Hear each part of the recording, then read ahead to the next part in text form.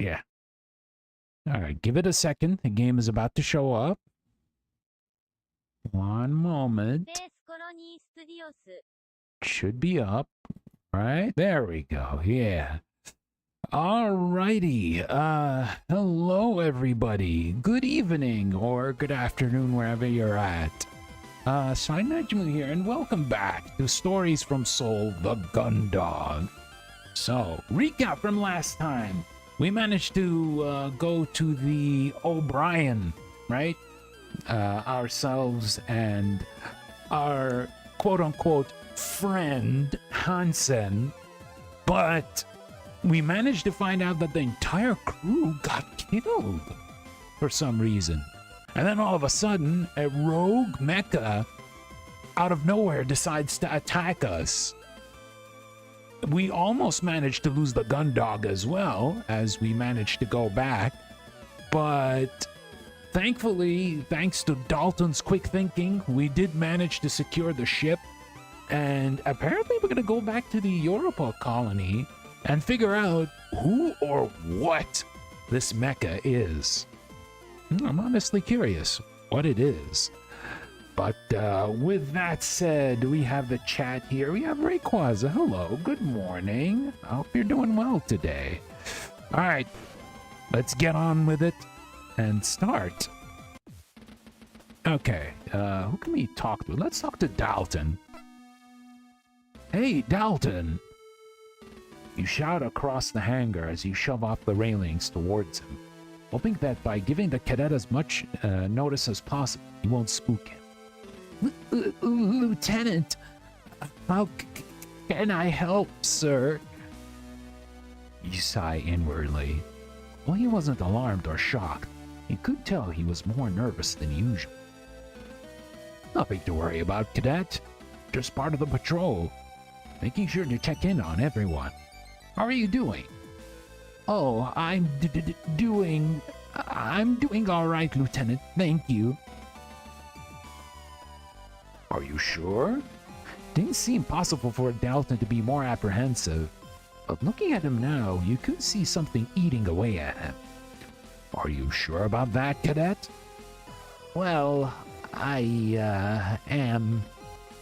In the span of half a sentence, Dalton goes from a bundle of nervous energy to totally deflated. I just don't want to be here anymore. Everything's gone right and it keeps getting worse, and I have to be here alone with that thing, and I'm scared. I don't want to be here anymore. I don't want to be here anymore. Hey, Dalton, it's all right. Don't taken aback. You tentatively move towards the cadet, raising your arm to lay a reassuring hand on his shoulder.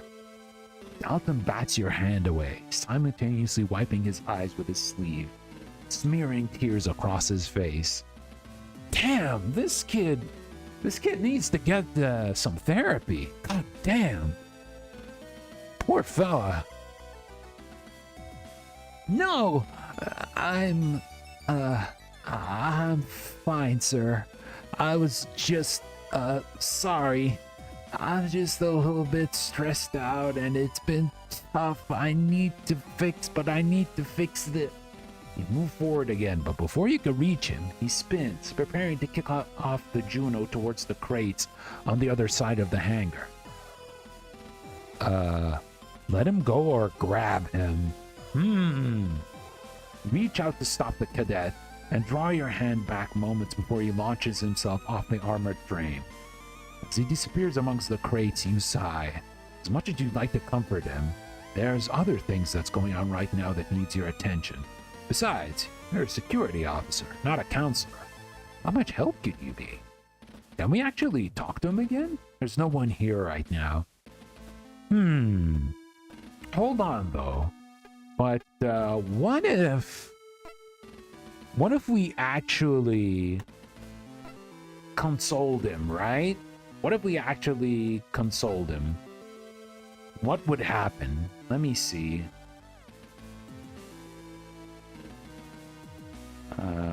Grab him. Anchoring yourself with one hand, you reach out with the other, grabbing the back of his jumpsuit a second before he can get away. Steffi Smith? Hello? Hello, welcome. How are you doing? I hope you're doing well. Oh dear. Oh boy. Alright, Steffi Smith. Thanks for welcoming. Okay. Well, let's get this out of the way. Are you an artist and you want to give me commissions?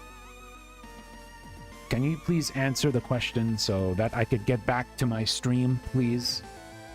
I already saw your profile picture. I already did a reverse image search. Yeah, just lay it on me. Just lay it on me, will you?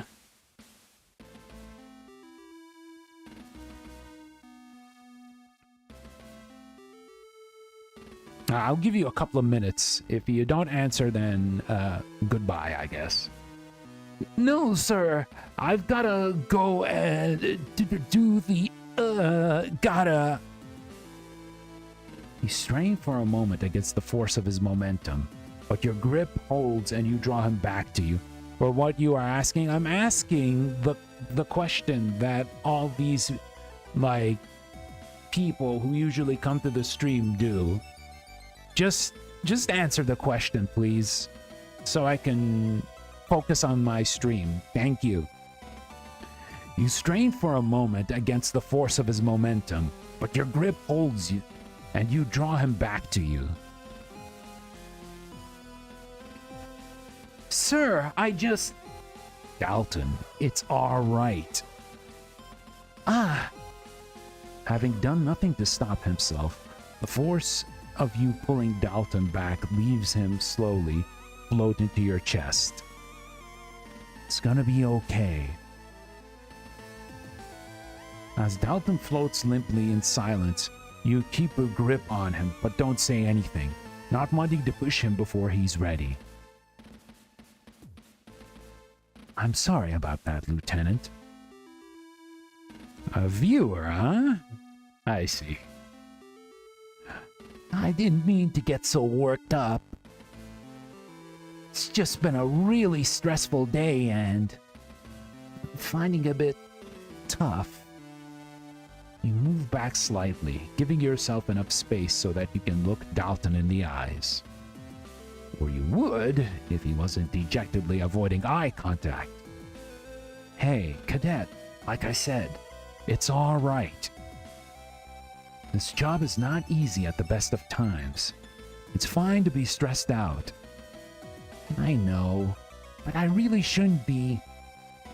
You release your grip on his jumpsuit, laying the hand on his shoulder instead. Come on now, it's fine. You're right. It's been a really stressful day. We're all feeling the pressure right now, and there's nothing wrong with admitting that. If I were being honest, I'd be more worried about anyone on this ship who's not feeling the strain. But the chief and the captain and you... Trust me, Cadet. Everyone is feeling it at the moment. Turning away from you to look at the strange machine amongst the mass of foam at the other side of the hangar, the training engineer sighs despondently before looking back at you. But how do you all deal with it? You can't help but smile at Dalton's question. I wish I could tell you. Oh. But hey, you move your hand from Dalton's shoulder, instead patting him reassuringly on the arm. You're doing good work. I know it's tough, but just focus on what you've got to focus on. Let us worry about the rest, okay? Thank you, sir. I'll do my best. That's all you can do, Cadet. Letting another deep sigh out, Dalton turns back to the engine module he'd been preparing to remove, grabbing onto a handle sticking out of an open maintenance hatch with one hand and rubbing his still teary eyes with the back of the other. I should really be... Of course, no problem. Okay, so let's look at the tasks.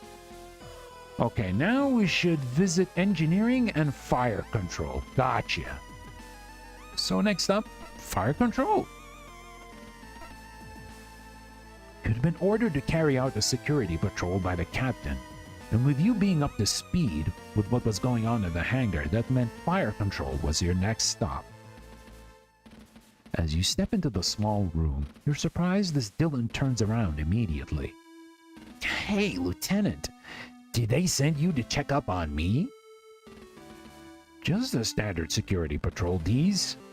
How's it all going? The normally placid warrant officer rolls his eyes, theatrically slumping back in his chair and gesturing to the monitors all around him with visible frustration. Oh, you know, great. I've been ordered to remain on high alert, but the issue with the long-range targeting system is even worse than before, so I can't actually do anything unless we got a target in visual range. Which means I've got to keep looking at every one of these screens all the time, and nothing else. So, you know, living the dream. What's wrong with the long-range system? As if I know. Same thing as before, just worse. That's how the enemy got the drop on us. We didn't know they were there until they were right on top of us. Otherwise, I might have been able to get some shots in from the main guns. Sighing and sliding further into his chair, Dylan kicks at the floor, causing the chair to spin lazily until it finishes a slow rotation, the gunners once again facing you. But, like, we know it's not like that would have done anything. Dylan spins his chair around again, glancing from monitor to monitor, as he does before returning his attention to you. But yeah, anyway, the long-range targeting system's almost completely useless right now. It's been fuzzy since this morning, but it got way worse when that thing showed up. I've tried to ask the chief to take a look at it, but she's still busy with the engines and everything else going on. So like, He looks over to the top of his glasses at you and shrugs. It is what it is, you know? Dylan makes another rotation, this time gently brushing his hand over the targeting system controls, shifting their focus slightly as he rotates past them. So what's up with you, Lieutenant? Got pretty gnarly out there, huh? You alright? You take a moment to rub your neck. You notice it was beginning to stiffen and pain was creeping around the edges. Hopefully whatever the doctor had given you would hold out for a few more hours. Yeah, not too bad, Deez. Thanks for asking. That's good, yeah. I could see Hansen's Juno through the cameras. Pulled some pretty sick maneuvers. You must have been really hanging on in there. For a moment, Dylan looks away from you, seeming a little bit pensive. Even if we couldn't take that thing out, I'm, kinda glad that we couldn't, you know? It would have been a real bummer if I had had to blast 2 of my crewmates into pieces just to take out one enemy. I'm sorry if I rattled you guys around too much with those shots. You smile and wave your hand vaguely with a dismissive gesture. Don't worry about it, Deez. Hansen and I made our choice. Yeah, that's, Dylan looks back to some of the monitors, clearing his throat.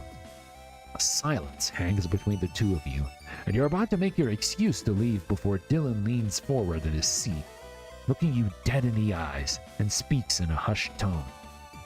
So, what is that thing, Lieutenant? What happened on the O'Brien? Is it Martian? Terran? What's the deal? Have you got the pilot yet? You place your hands on your hips before shifting your weight onto one foot and crossing your arms instead. Whilst exhaling deeply, you break the eye contact and look around the room at the monitors, finally looking back to Dylan, who sits there, staring at you expectantly. Honestly, Deez, I've got no idea. All I know is that it blew the O'Brien to pieces, and then it came for the gun dog. Nothing we've got seems to have been able to scratch it. Dylan lets out a loud sigh, making his frustration obvious. Great. Okay. Well, thanks anyway, sir. Guess I better get back to these monitors in case another one comes looking for its friend. Sure. I'll check in on you later, Deez. With that, Dylan turns back to the walls of monitors, and you watch him begin to idly prod the controls, adjusting and shifting views on some screens and altering the focus on others. Can we actually talk to him? Oh, Deez? Yes, Lieutenant? How come you're not listening to your music? With a loud groan, Dylan leans back to his chair and stares at the ceiling for a moment before looking back to you. I'm on high alert, and because of the long-range systems out, that means we're on visual range targeting only, so I don't get any early warnings or detection notices. I've got to be on the lookout the entire time, so I can't put an album on or take it easy. It's killing me. Ah, I see. What good it's even gonna do if I see another one of those things? The gun dog's weapons couldn't keep up with the one that made itself at home right inside the ship. Ugh, I mean, do we even know it's out of commission for real? You grit your teeth. You'd like to give Dylan some reassurance, but you were having similar thoughts yourself. I just want the chief to fix this so I can get back to my music. I feel like if I have to sit here in silence for much longer, I'm going to go nuts. Yeah, this guy just wants to listen to his music, man. I mean, you can listen to your music, but we got more important matters. You can wait. Well, if I get the chance, I'll bring it up with her. All right? Nice. Thanks, Lieutenant. No problem, Deez.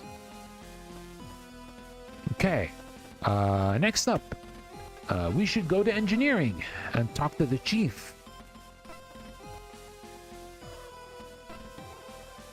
You pass through the stillness of the aft thoroughfare and head into the thrumming depths of the engineering department.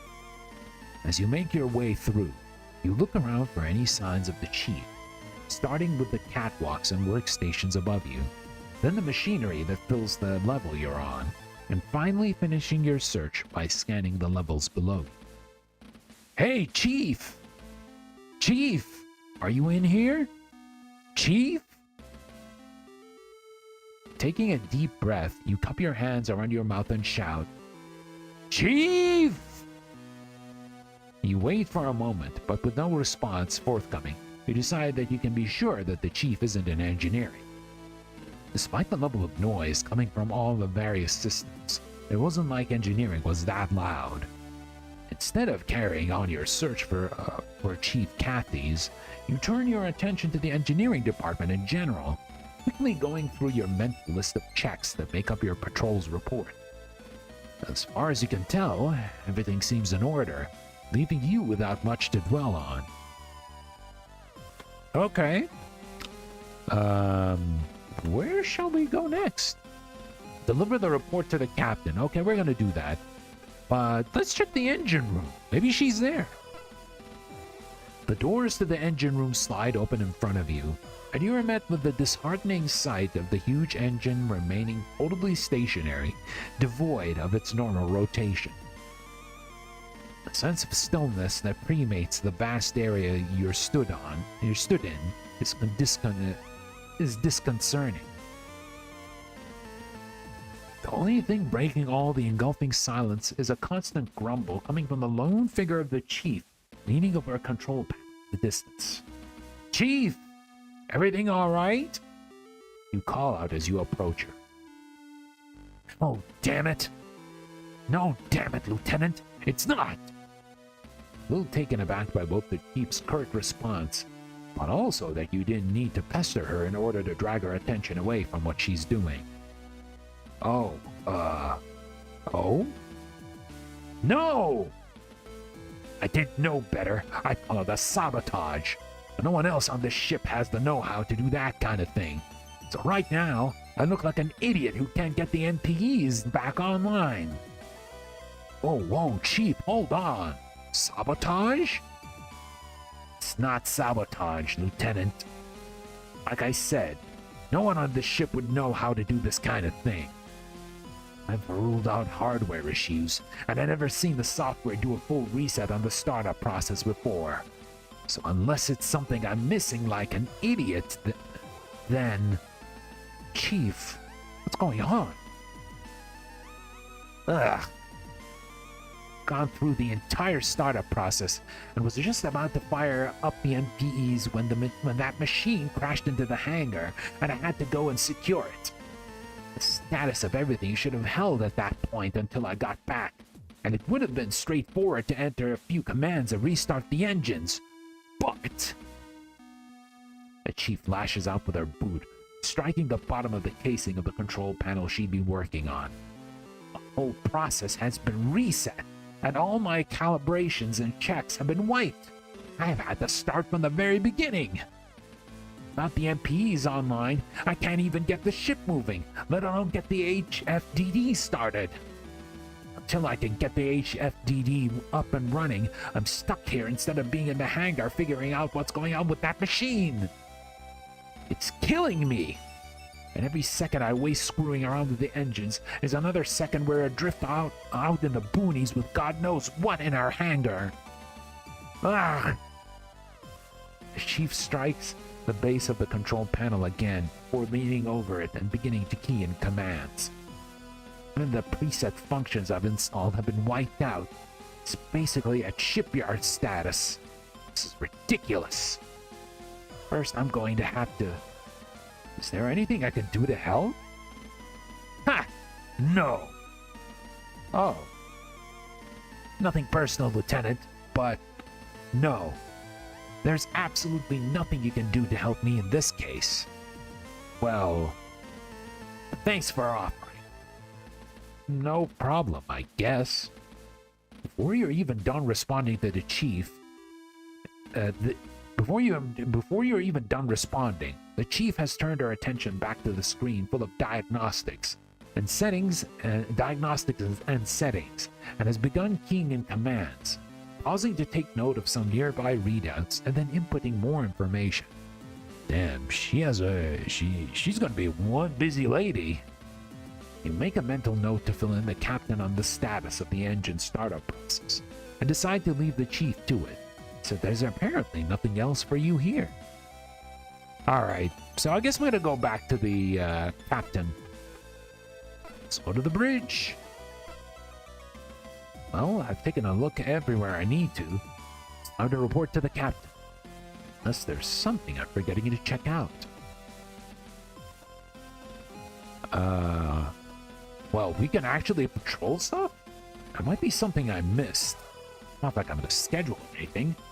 So I'll check a few more things out. Okay, so I guess we'll look around for a bit. Let's go to the sick bay. Is Cass there? Wait a minute. That wasn't this way the last time I passed through here.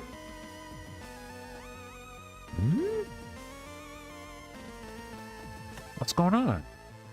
This day, I'll always appreciate a nice working elevator. Maybe Dalton didn't replace this correctly? Must have shaken loose during the battle. But it was definitely attached the last time I was here. Okay. Can we actually use this? You head over to the entrance to the maintenance crawlway, holding onto the sides, lean into the space first, looking up and then downwards. The ladder extends to into the gloom in both directions, and although you can only see up to a certain distance, you can't see anything unusual, and you don't hear anything either. With a shrug, you move to pick up the panel, placing it back to the wall. It takes a little bit of trial and error, but eventually you get the panel attached again. You give it a few knocks for good measure. That should do for now. Interesting why the panel actually showed up. Really makes you think for a bit. Let's go to the sick bay. Even before... Oh, sorry. The powerful aroma of disinfectant wafts into the elevator as the doors slide open, and the light shines brightly through the widening gap.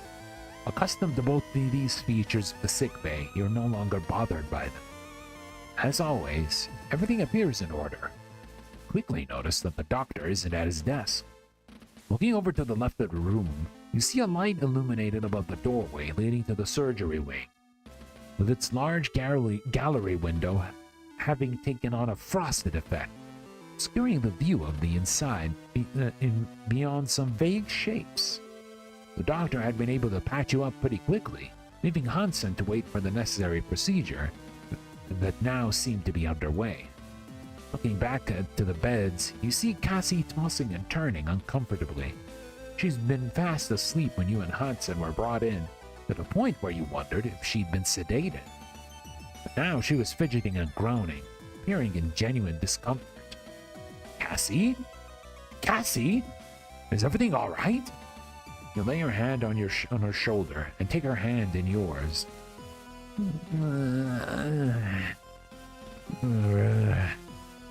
Hey, Cassie, can you hear me? What's wrong? Oh, it's you, Sai. How's the mission? Is everything... Ah! As she lets out a scream, Cassie yanks her hand away from yours, bringing it up to her head and using it alongside her free hand as if trying to hold her head together.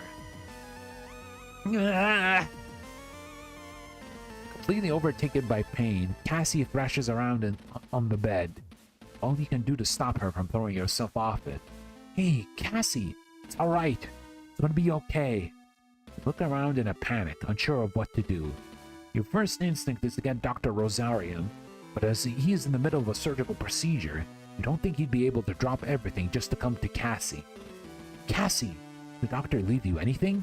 Any instructions? Any tablets? Ah! Cassie, come on! Anything? Pills. On the counter. Ah!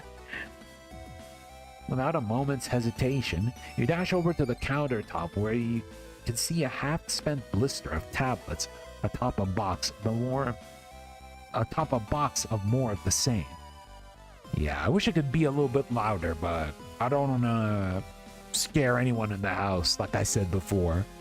That's why I'm forcing myself to lower the volume down. Grab a nearby small glass. Fill it with water from the hand washing station, and then take it and the tablets over to Cassie. Hey, Cassie, wake up and take these. Come on. Slide your arm under Cassie's back and gently bring her to an upright position, keeping your arm in place to prop her up. Oh, hey, honey. These are the tablets you mentioned, right? Cassandra, still in a daze, blinks at the glass of water and pills you hold up to her, slowly reaching out to take the glass and then some tablet. Oh, yeah. Doctor said they'd help the headaches. Dreamily, she places two in her mouth, and you help her with the glass of water. She drains it, and after you take it off her, you lower her back down onto the bed. Thanks, sweetie. You remain standing over Cassandra for a few minutes. It looks like she's falling into the same heavy slumber that she was when you brought her down here earlier. You squeeze her hand before turning to leave. Before you can step away, you feel a gentle grip on your wrist. Yeah, come back in a bit. I want to hear about your death. Before she can finish the sentence, Cassie slumps back onto the bed, releasing you. Sure thing, Cassie. Damn, poor girl. That accident really messed her up. Let's check the armory. Is there someone there? Nope. No one there. Let's go to...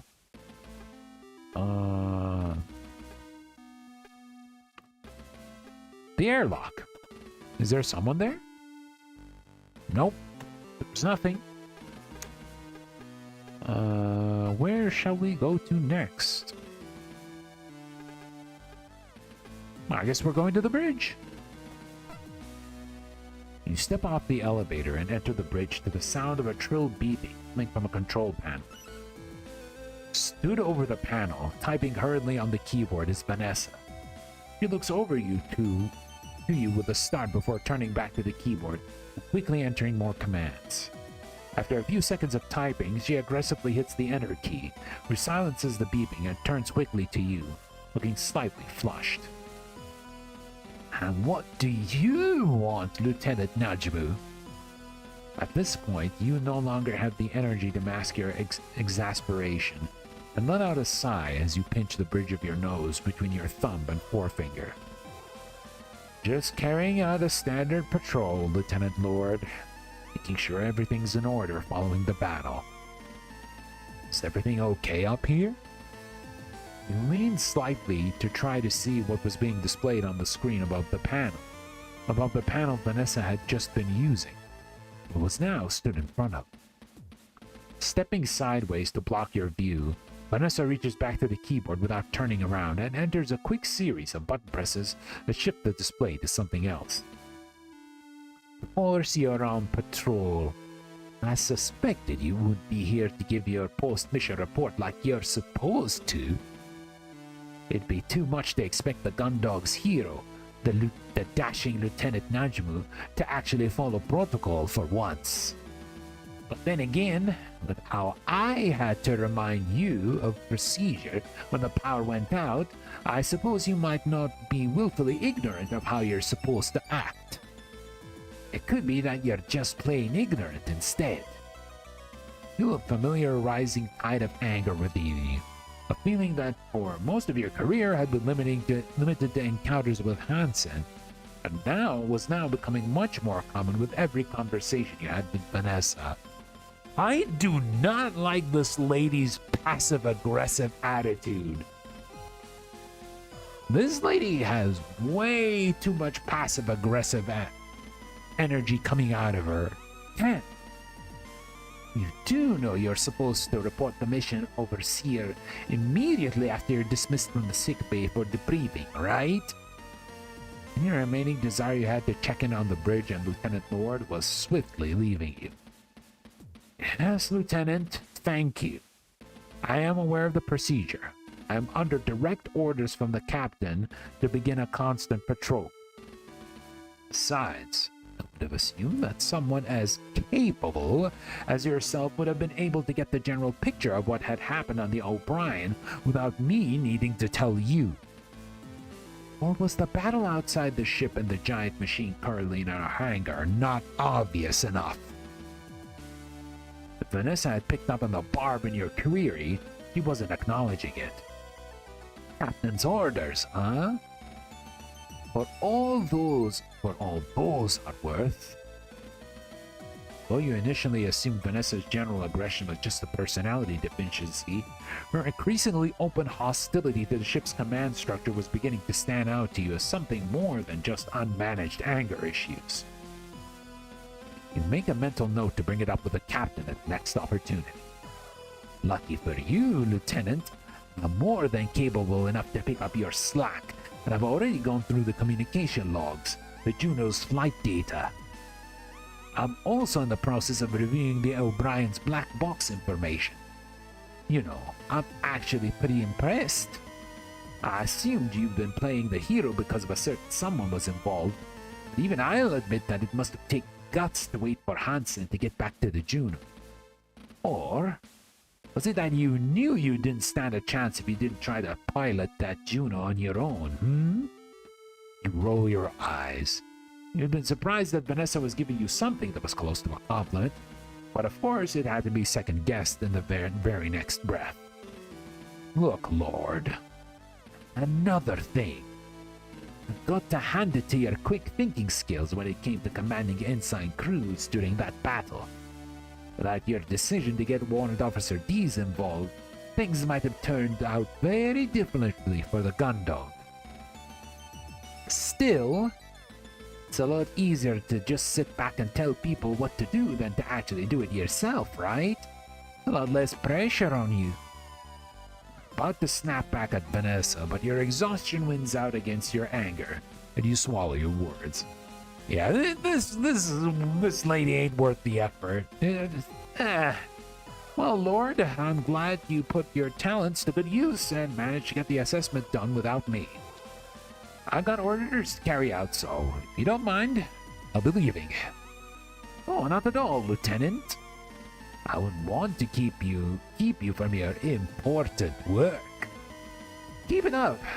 Sure, your commitment to your duty will be rewarded very soon. Unwilling to put up with Vanessa's constant contempt for much longer, you mumble a vague goodbye and turn towards the elevators. Damn! This girl... Man, I don't even want to invoke violence. I think karma's gonna get up to her someday. Sheesh. Alright, let's go to the captain's quarters. I finished out checking everywhere the captain wanted me to. Since I'm here, should I report to the captain? Alright, let's go. Well, I've not found anything that really needs reporting. There's nothing else I need to do right now, so I should let the captain know I've finished my patrol.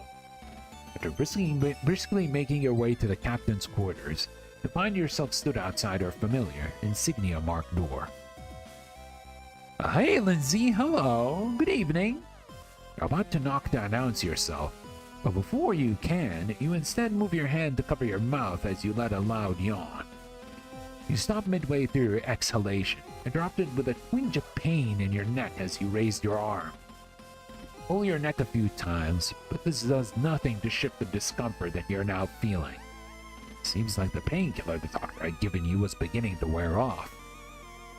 You sigh, which quickly turns into the previously interrupted yawn.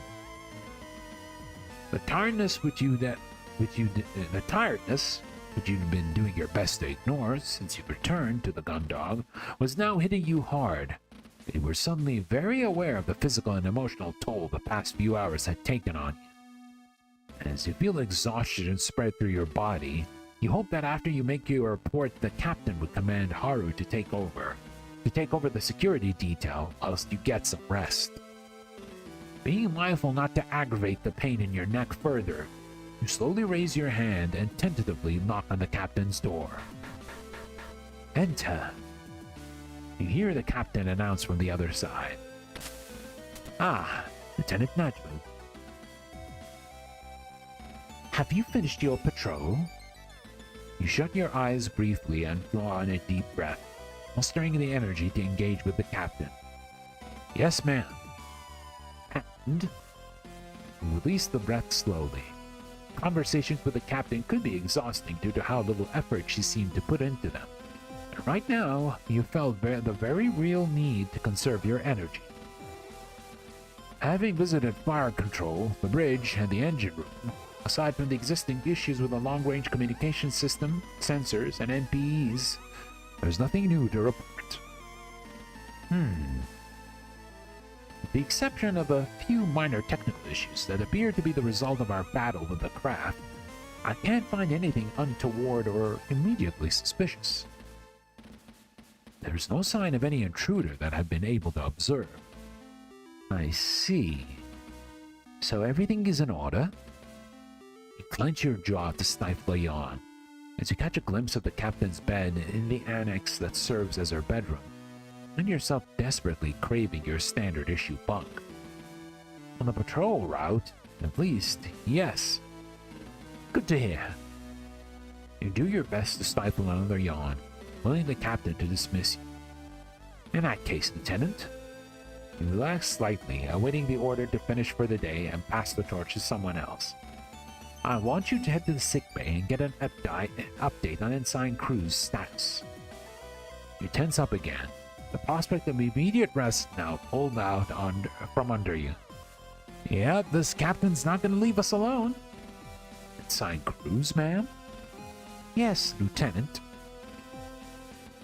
When I'd previously spoken to Dr. Rosarian, he'd advised that the procedure should have been finished some time ago, and Ensign Cruz should be ready to resume duties shortly after. I need to brief Ensign Cruz on his new responsibilities, but I'm yet to hear anything from the doctor. So, Lieutenant, I need you to head to the sickbay to find out what the delay is. Understood? You'd allow your wariness to creep over you, but it had been bearable because of the expectation that once you'd reported to the captain, your duties would be done.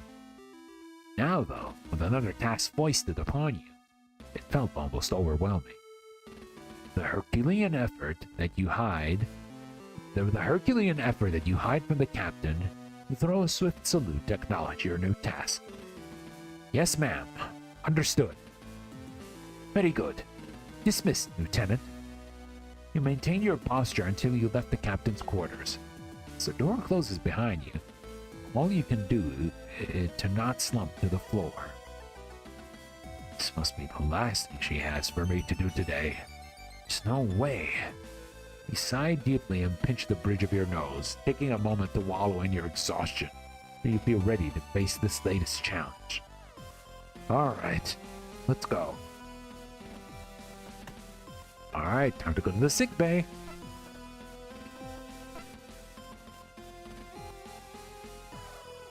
You lean back against the rear wall of the elevator and shut your eyes, savoring the brief moment of relaxation that comes from resting on the cool metal of the wall and listening to the gentle hum of the elevator's movement. You stay this way, seconds away from drifting off to sleep until you feel the elevator begin to slow. You warily open your eyes and push off the wall, standing upright. You lazily bring your hands up to your eyes to shield them from the harsh glare you know will be coming from the sick bay's lighting. As your eyes adapt to the light, first thing that catches your attention is a glitter-like shimmer from the floor at the far side of the room.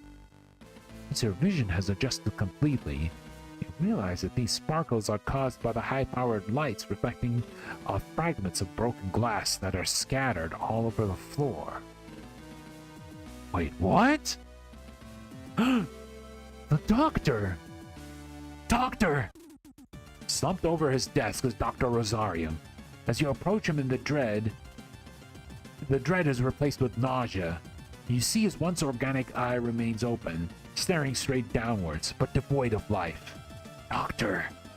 Damn it! You quickly draw your electroshock weapon as you look over to the bed with Cassie on it. Cassie! Seeing her lying still, you move swiftly over to check that she's alright. Feel a rush of relief as you see her chest rise and fall. A shiver runs up your spine as you hear the sound of someone stepping on broken glass behind you. You hold your breath, wait for a single second, and then swing around, bringing your gun to bear on where you heard the noises coming from.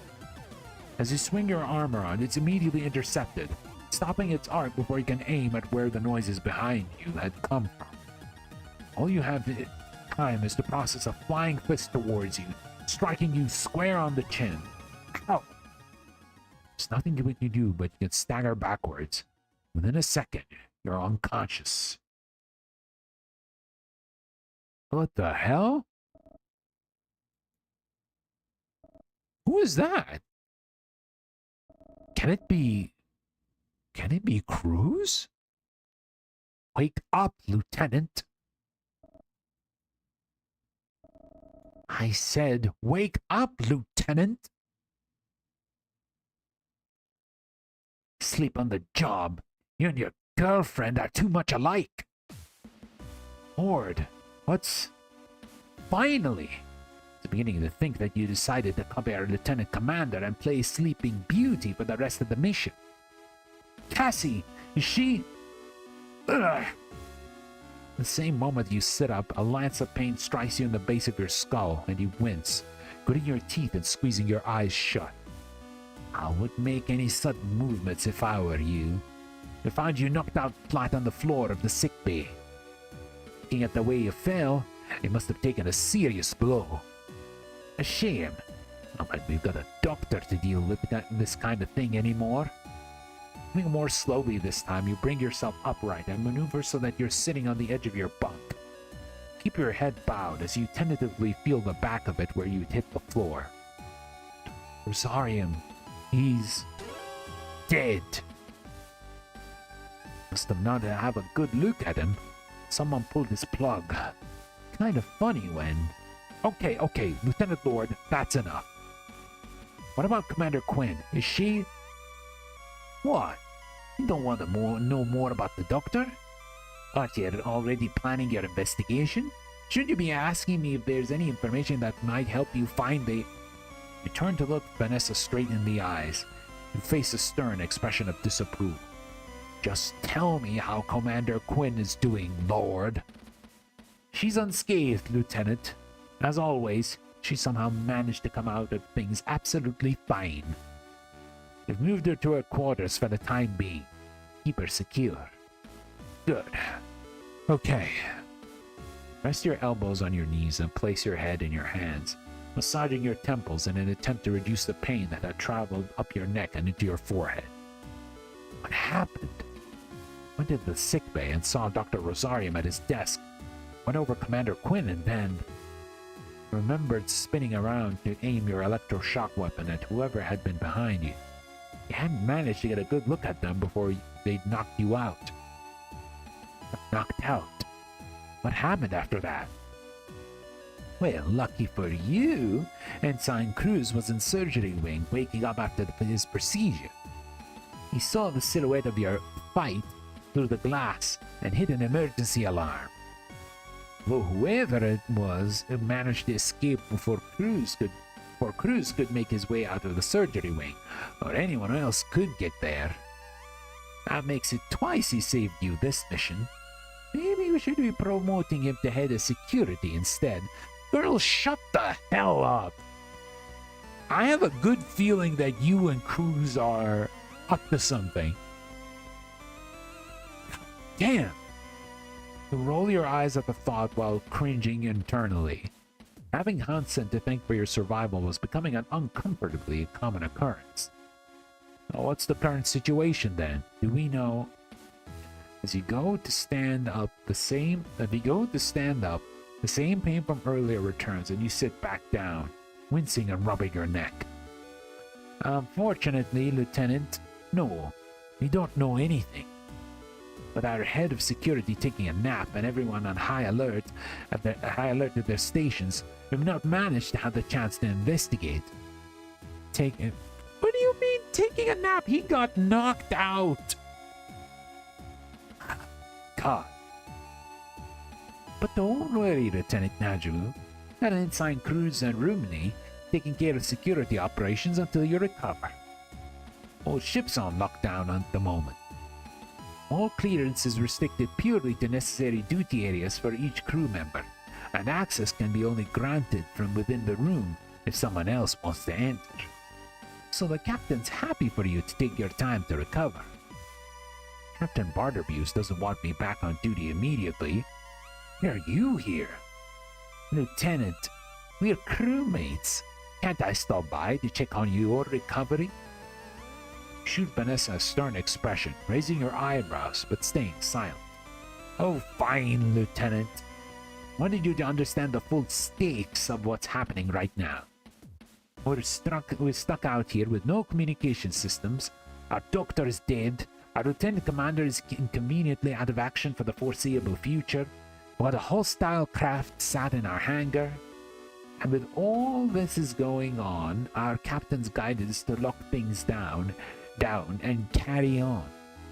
Considering the circumstances, you think she'd go with a bit more of a productive approach, wouldn't you say? Lord, what are you getting at? Nothing, Lieutenant. Don't worry about it. For now. I just wanted to make sure you were up to speed to all current events in case you needed to make any decisions. That's all. Anyway, take these and get some sleep. React with a start as Vanessa throws a small packet of painkillers to you. You catch it and turn it over in your hands. You notice the box is slightly crumpled and pull a small fragment of glass out of from where it had been lodged between the box's tabs. We'll be leading you, Lieutenant, soon. You look up from the packet as just as Vanessa turns to leave the room. Without saying anything else, she exits your room and steps into the corridor beyond, with the door hissing shut behind her soon after. Once Vanessa is gone, you take the opportunity to look over the packet again before placing it down next to you on your bunk. Make another attempt to stand up, or you're more cautious about it this time. Ugh. Despite how gingerly you'd risen to your feet, the pain in your neck had still reappeared before you were even upright. With a sigh of defeat, you open the box that Vanessa had given you, and extract 2 tablets from the packaging, completely tossing them into your mouth and swallowing. You slowly lie back down on the bunk, resting your head on the pillow. As you lie there, you go over what Vanessa had told you. Dr. Rosarium was dead, but Cassandra was fine. Whoever had been responsible had been apprehended, and the whole ship was on high alert. I am still insisting that this is something that Hansen and Vanessa are doing. They're both probably behind it. And maybe they're in contact with whatever brought that mech to attack them in the O'Brien. Yeah, she keeps telling us, like, you have to make decisions. You have to make decisions. Like, she's insisting, because, you know, we managed to hear from her earlier that she wants to run the ship, right? She thinks Bartermuse is not a good captain. She wants to take over. And she's the type of person who probably wants to do everything in order to get her way. So I wouldn't be surprised. I wouldn't be surprised if she's eventually behind it all. And especially when she's extremely snarky towards, you know, our main character. But we'll see. You begin to think over who the assailant could be. Couldn't think of motivation for a single crew member to attack the doctor. Oh, now that you think about it, the disarray in the sickbay was very similar to what you saw on the O'Brien. Was what happened there happening here? Plus, what was Vanessa talking about making decisions for? mind slows as the medication kicks in, and your thoughts lazily drift from one subject to another. While you do your best to keep thinking about the dramatic shift in circumstances, you feel yourself beginning to slip out of consciousness, back into the exhausted slumber that Vanessa had interrupted. Last thing you remember before drifting off to sleep is that as soon as you were awake, you knew the first thing you'd be doing was visiting Cassandra. April 24th, Planetary Calendar 214. After recovering from the attack, Lieutenant Najumu awakens in their quarters a full 24 hours later to find that they are yet to receive any instructions. With no pending orders, they decide to check in with Lieutenant Commander Quinn to see if they have recovered from their affliction. Jovian Space, Lieutenant Najmu's quarters, the Jovian patrol ship JFS Gundog. Reaching up above you and interlacing your fingers, you lean back, stretching out your back and your neck. As you release the last remnants of tension in your body, you sigh.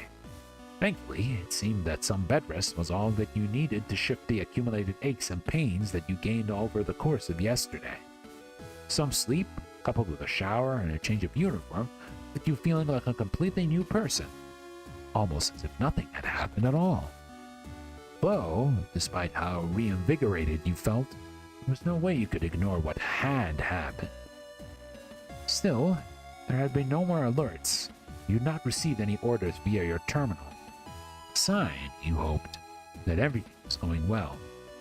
Now that you were fully recovered, you had resolved to start the investigation into who murdered Dr. Rosarium and attacked you.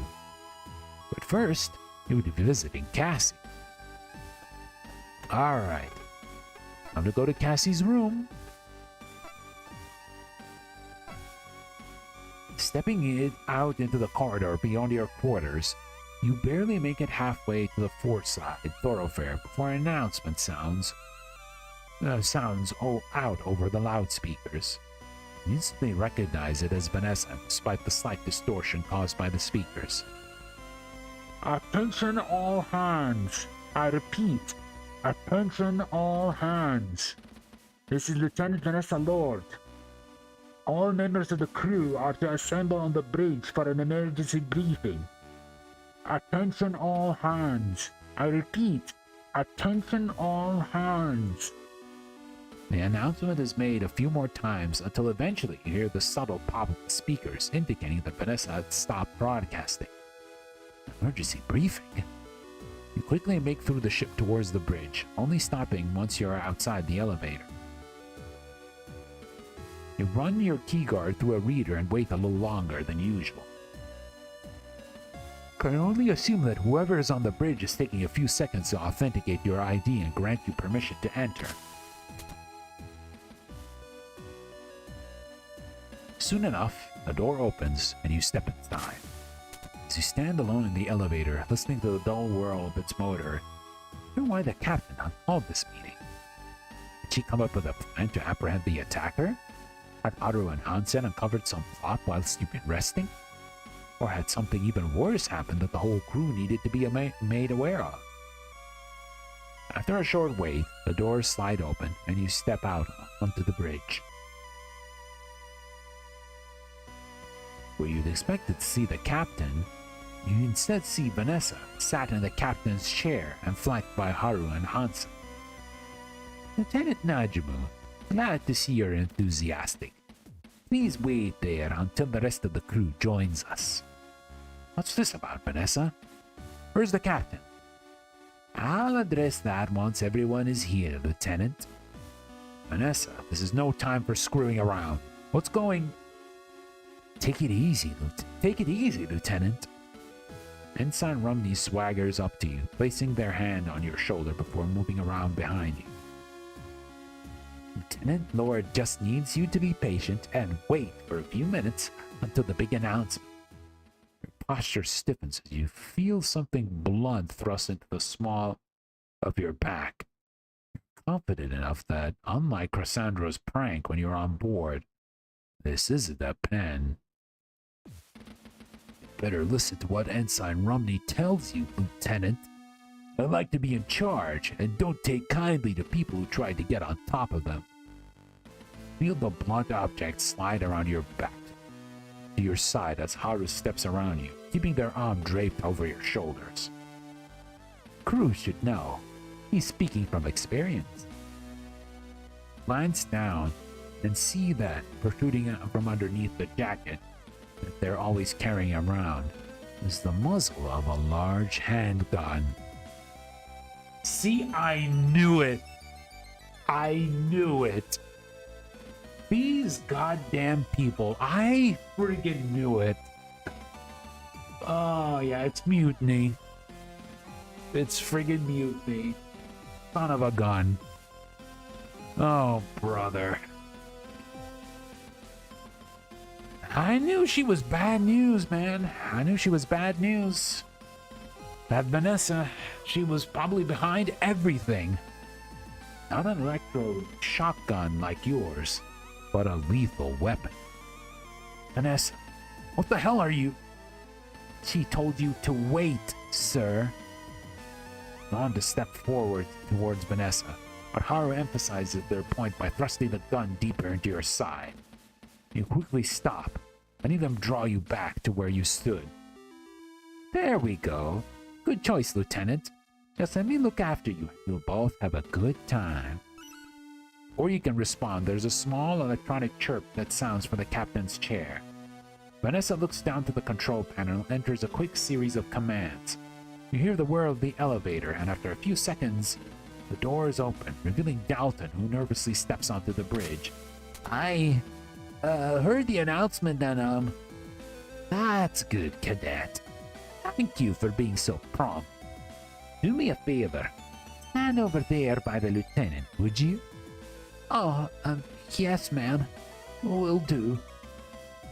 As the cadet makes his way over to your side, you look at Lieutenant Lord, staring at her with a silent fury. All you get as a response is a sly grin. But you'd like to wipe that look from her face. You know that Hansen would be on top of you the moment you tried to disarm Haru. You can't rely on Dalton to remain calm in that kind of situation either. There's a good chance that we would get in any crossfire. Instead, you just remain silent. It's good that you're feeling better, Lieutenant. I was really worried when I heard about what happened to you in the sick bay. Thanks, Dalton. With her smirk looking increasingly sinister, Vanessa shakes her head at you, causing you to stop your response midway through. Sir?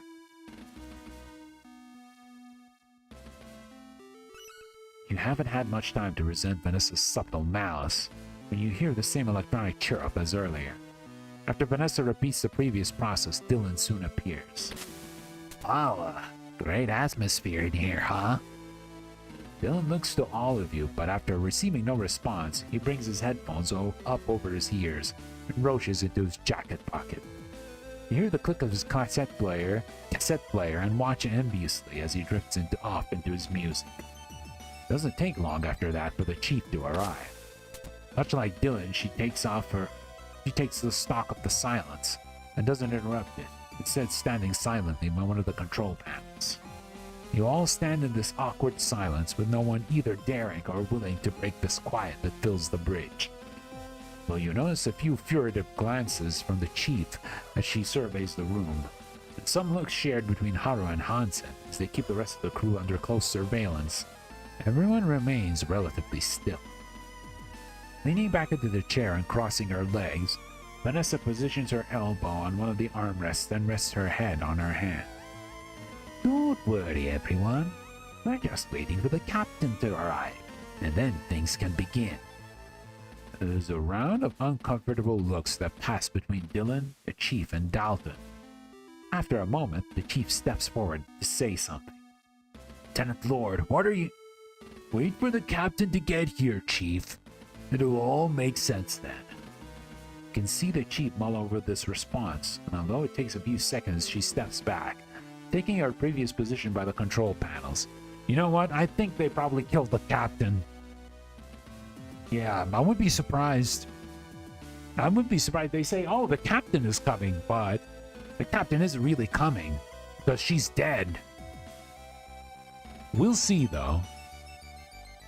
The silence on the bridge, which had clearly never been designed to hold this many people at once, continues to drag on until it's eventually broken by the now familiar cheer-up of an access request. Oh, okay. She's alive. Okay. Maybe. And here she is now. Lieutenant Lord, what are you doing calling an unauthorized all hands? And what are you doing in the captain's seat? The level of tension that was already present suddenly explodes, suspense saturating the air. You feel the hairs on the back of your neck stand up as the realization of what Vanessa is planning hits you. Just like the chief, Dalton and Dylan, your eyes split from the captain to Vanessa. Well, it's my seat after all. What did you just say? Striding forward with intensity and purpose, the captain raises her right hand across the body and swings to strike Vanessa. Careful, part of yous. Don't want to get written up for striking a superior officer, do you? Hi, Kirby. Hello. The last moment, Hansen's arm had reached out, viper quick, and he grabbed the captain by the wrist before she could bring the back of her hand down to Vanessa. Cruz, you release me immediately. Cruz, you idiot, you. Hope you're well. Yeah, I'm doing well. Yeah, we're playing Rise tomorrow, hopefully.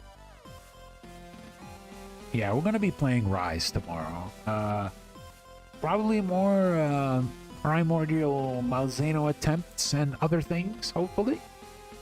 Hey, how about everyone calms down for a moment, huh?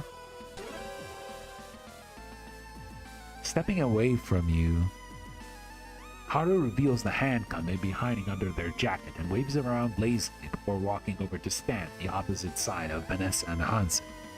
Gotta get my streaming stuff set to share my POV. Well, yeah, you gotta get your YouTube ready as well.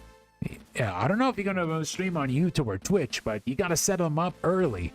At the very least, on the YouTube side of things, you have to authorize things by 24 hours before you can actually stream. So, yeah, you gotta keep that in mind. I will eventually, just not for tomorrow. Okay, gotcha. Now that we all understand who's in charge in here. This is mutiny! Yanking her arm back from Hansen, the captain turns to face you whilst pointing at Vanessa. Lieutenant Najumu, detain these three immediately! You move your hand towards your holstered electroshock weapon, but find yourself hesitating for a brief instant. Okay, we need to save. Save? Yeah, here we go. Follow the captain's orders. You grab your weapon, but before you've drawn it halfway out of the holster, both Haru and Hansen are pointing their guns right at you. Admirable, Lieutenant. You're not that stupid, are you? I need actual time for that. Well, hopefully you can try that while you're on break, right? It's better time than any. Don't worry. No, you're just following orders like any good member of the JCF would. So I won't hold it against you. If you holster that weapon right now. You glance from Vanessa to Hansen and Haru, whose weapons are both trained on you. Although Haru's expression is hard to read due to their shades, you can see a steely coolness in Hansen's eyes, telling that he'd have no hesitation to pull the trigger at Vanessa's order. My break is almost over, but yeah, next break, yeah, maybe the next break. But maybe you can see like how the programs work and whatnot, and how to set things up, so that you'll be ready for next time. Knowing that you wouldn't be able to draw your weapon before, you'd be gunned down, and that the two pilots are certainly willing to do so. You release your grip on the weapon, slowly raise your hands. Good choice. I won't stand for this. All of you Cruz? Yes, ma'am.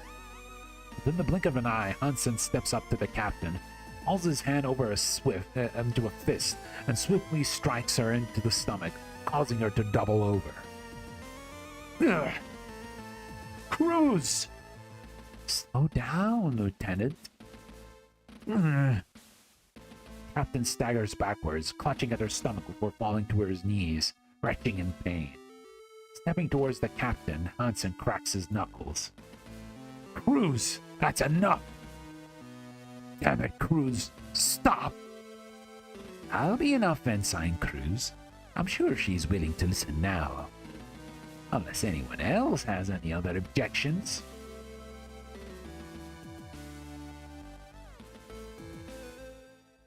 That's what I thought.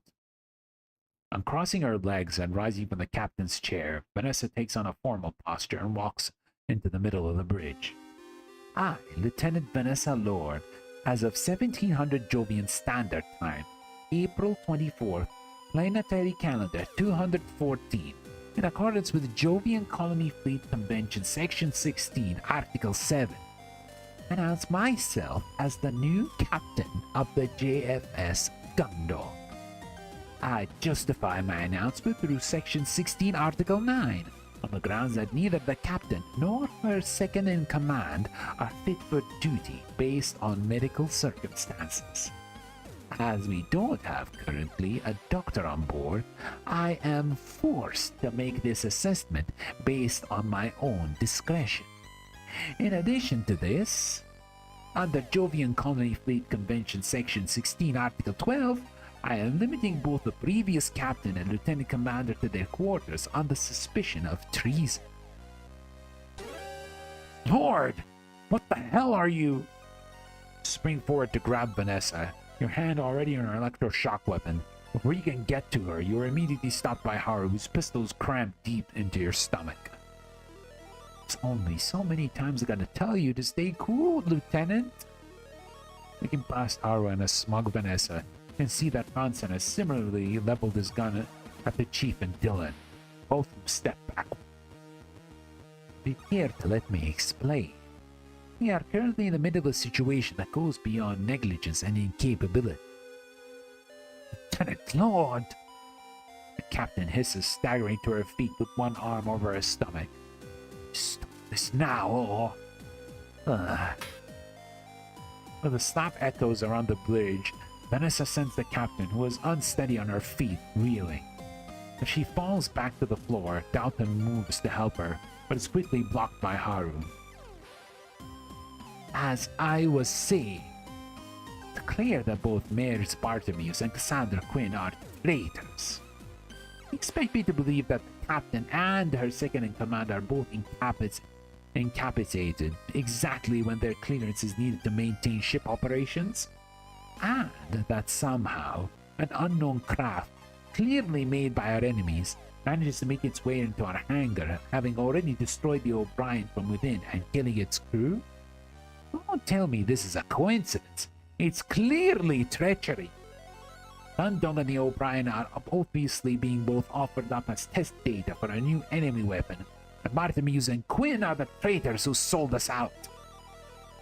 Why else would they keep us from reactivating the Gundog? How else could that craft have gotten on board without help? Would Quinn be mysteriously out of sight when that happened? And then Dr. Rosarium ends up dead when she's in his care? What did he find out? Did she decide she knew too much? Not only is Quinn a traitor, she's a murderer too. Lord, that's insane. How the hell could... Want to be careful, Lieutenant. I'm giving you the benefit of the doubt, since you were the one that brought the Gundog back online and were with Ensign Cruz during that attack. Your close association with Lieutenant Commander Quinn means that I've had my eyes on you for a while. I'm by no means confident that you're nothing to do with this. After all, Ensign Cruz didn't see anyone in the sickbay after the doctor's murder except you and Quinn. How could I have... Very suspicious. Still, for now, Seems like I can trust you. So, as per 16 Article 12, I am announcing that all crew present, with the exception of Mayor's Bartomuse, have the choice as to whether they wish to continue to serve under my rightfully mandated authority, or if they like to maintain their allegiance to a traitor and be treated as co-conspirators when we get back to Europa colony. Agonizing silence fills the room as Vanessa stands proudly amongst the crew who shift nervously. Damn, that is messed up. Both Nansen and Haru keep their guns trained on the crew on each side of the room, compounding the uneasy quiet. Don't worry, I'll be happy to take any lack of response as an affirmative. As the silence drags on, it's clear that none of the crew are on board with the idea. But at the same time, it's obvious that none of them have enough loyalty to the captain to justify the risk of being charged with treachery. For you, though, this isn't about the captain. It's about Cassie.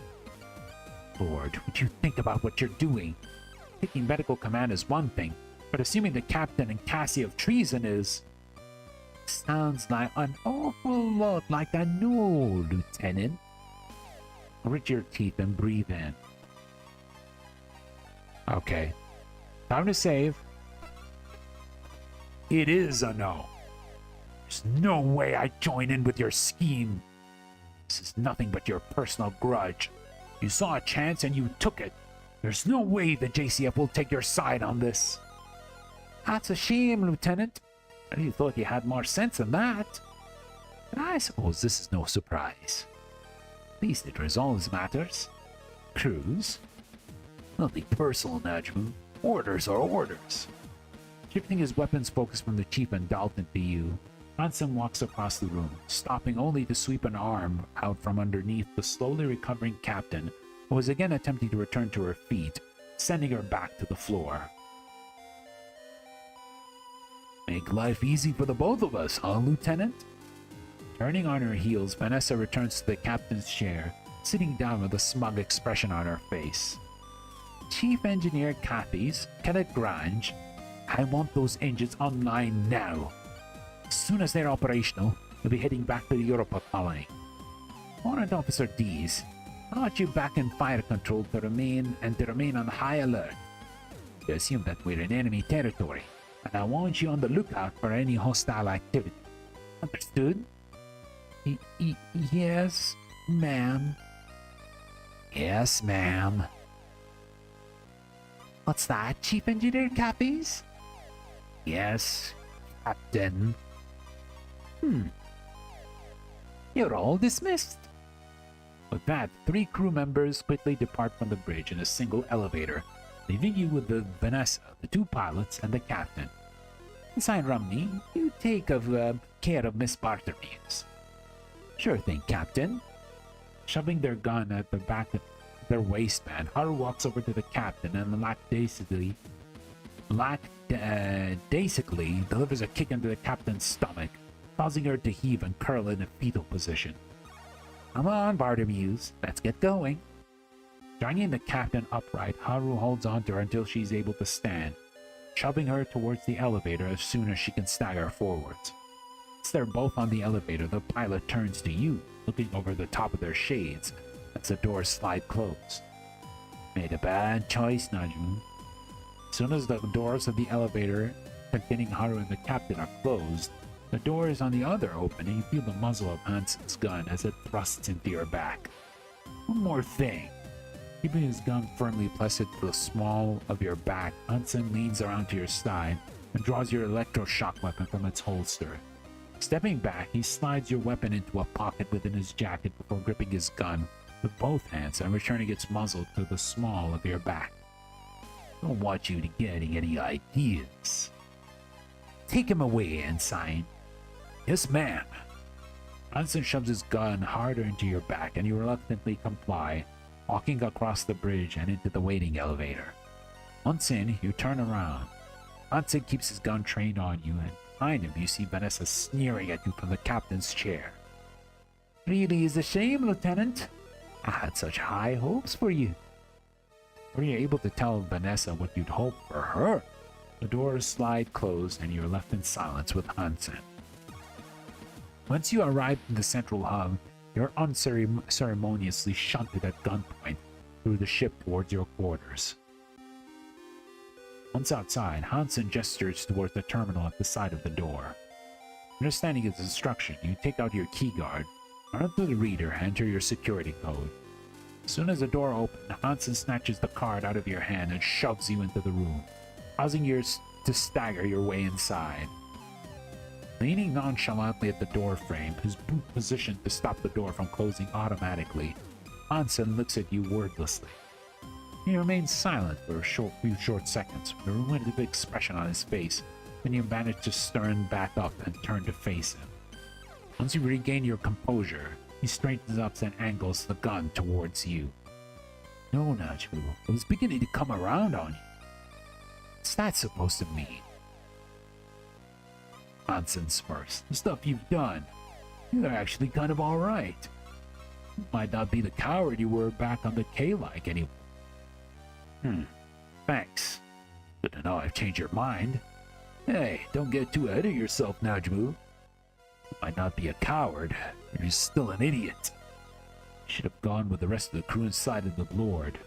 Now you, Bartermuse, and your girlfriend are gonna get pulled up on treason. There's no way the JCM's gonna believe her. You, Lord Rumney, are all going to get court-martialed for mutiny. I don't know about that, Najumu. Lord's got some pretty serious evidence. Got it all figured out. This is how it ends, Lieutenant. Going down for some third-rate captain and your airhead girlfriend. Hope it's worth it. It's a shame. I was kinda looking forward to grabbing a drink with you and Rumney back in Europe. Whatever. We'll pour one out for you. Oh, thanks. Hey, don't worry about it. Now get comfy, Lieutenant. You'd have a dull trip back to Europe. As Hansen turns to walk away, you leap towards him, aiming to get your hand in the way of the door to prevent it closing. Before you can make it to the door, Hansen pivots and once again levels the gun at you. You stop inches away from the door. Hansen, you prick! You yell, "You can't do this!" With your head in your hands, you turn back away from the door and sit down on your bunk. Your mind racing as you think about Vanessa's mutiny, the prospect of getting court-martialed, and what might happen to Cassie.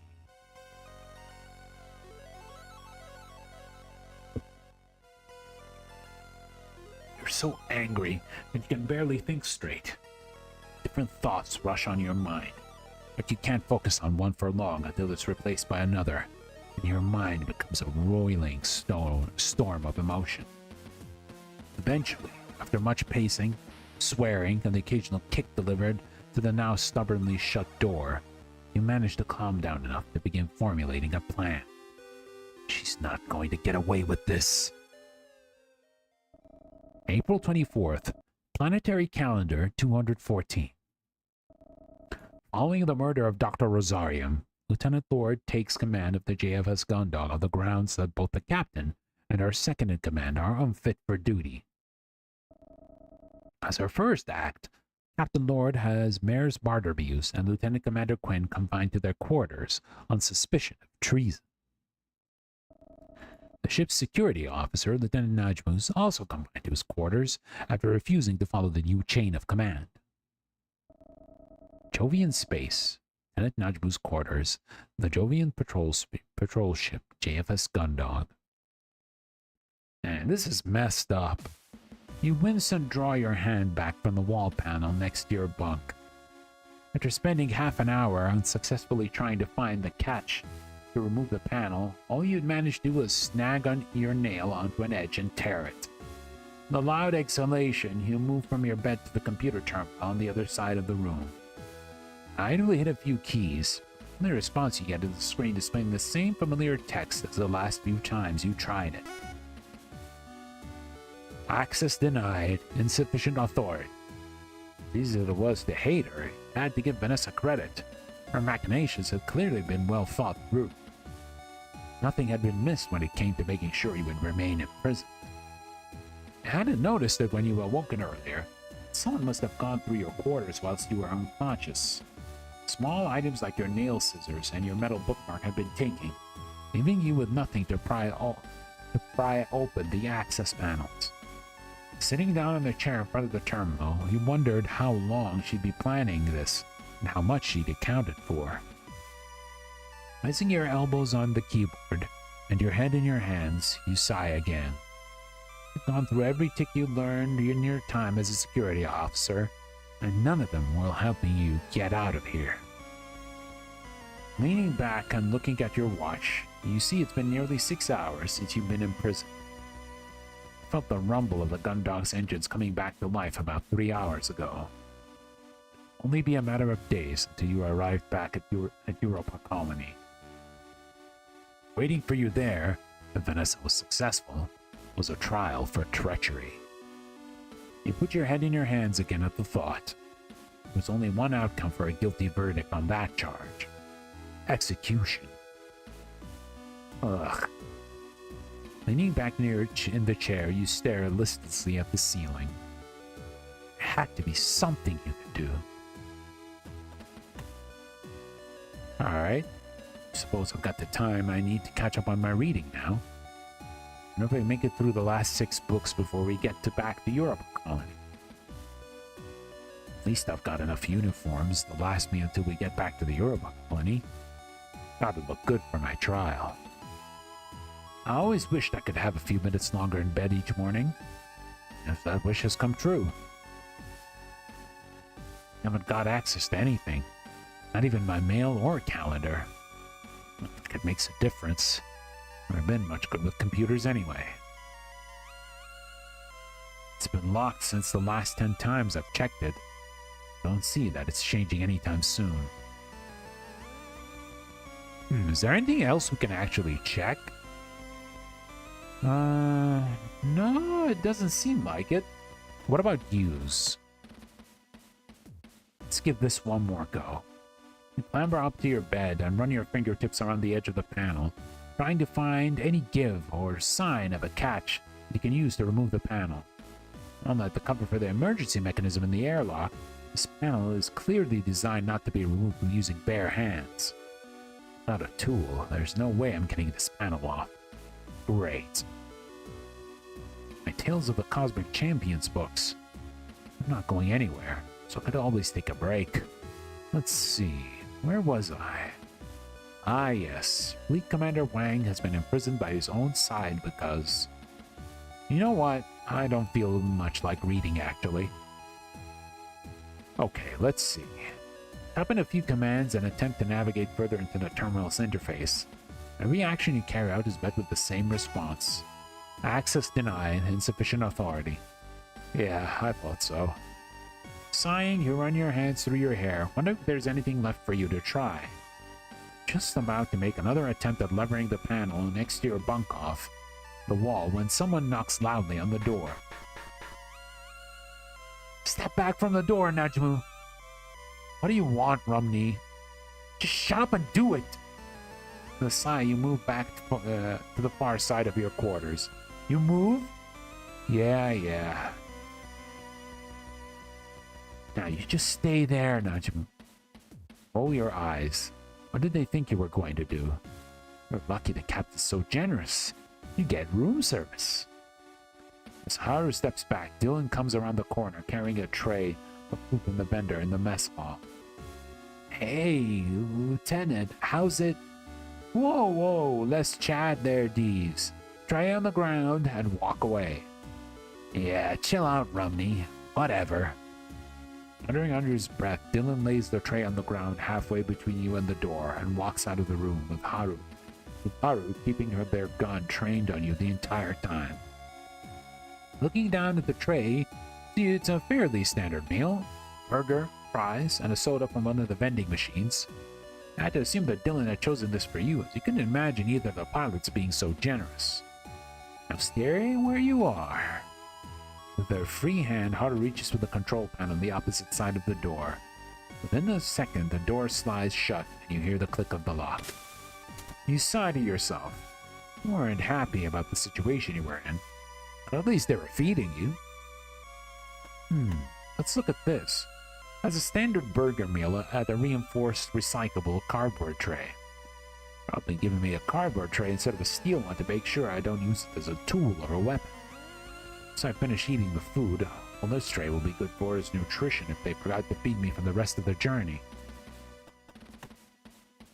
As for using this, you take the meal tray with it to the terminal and sit down on the chair, bouncing your food on the keyboard in order to use it as a makeshift table. At least Vanessa was feeding you.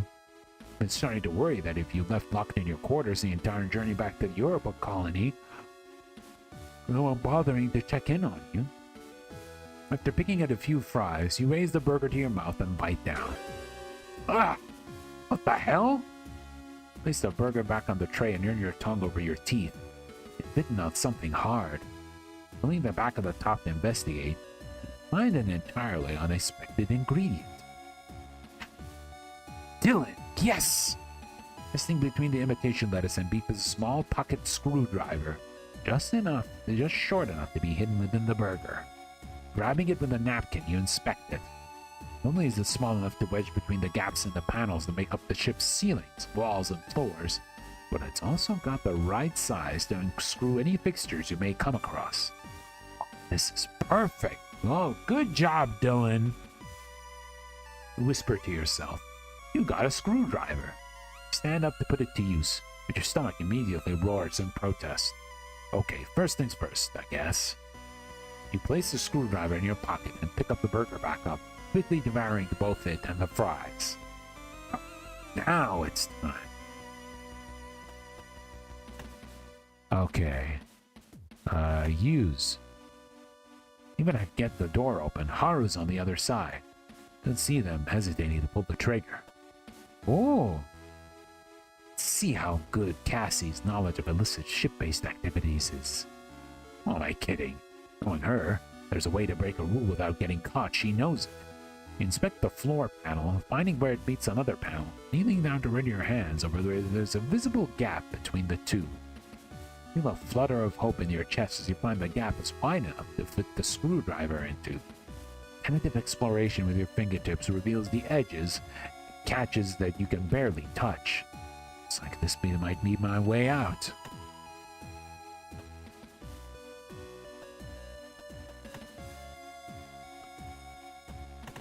Okay. You take the screwdriver from your pocket and slide it into the gap in the seams between the floor panels. Slowly begin to slide it along the seam, and it's only a few seconds before you feel a catch on something. It doesn't take you long to use the screwdriver to release the catch you've encountered, a process that you'll be easily able to repeat on each one you run into, the panel noticeably lifting away from the floor as you do so. After a few minutes of work, you undo the last catch. Despite its unwieldy size, you're able to shift the panel out of its original position, not creating much noise, revealing a 3-foot drop down into a small tunnel that disappears into the darkness in both directions. Wiping the sweat from your brow, you dust off your hands as you look over the passageway you've revealed. Ah, finally we can escape! As you stand above the entrance that you just revealed, you look around the quarters one more time. Let's see. Is there anything I need to do in here? Or should I get going? Once I go, there's no coming back. Okay. Eventually, you decide to stay in your quarters. Don't know why, but something about committing to the decision make you hesitate. Not yet.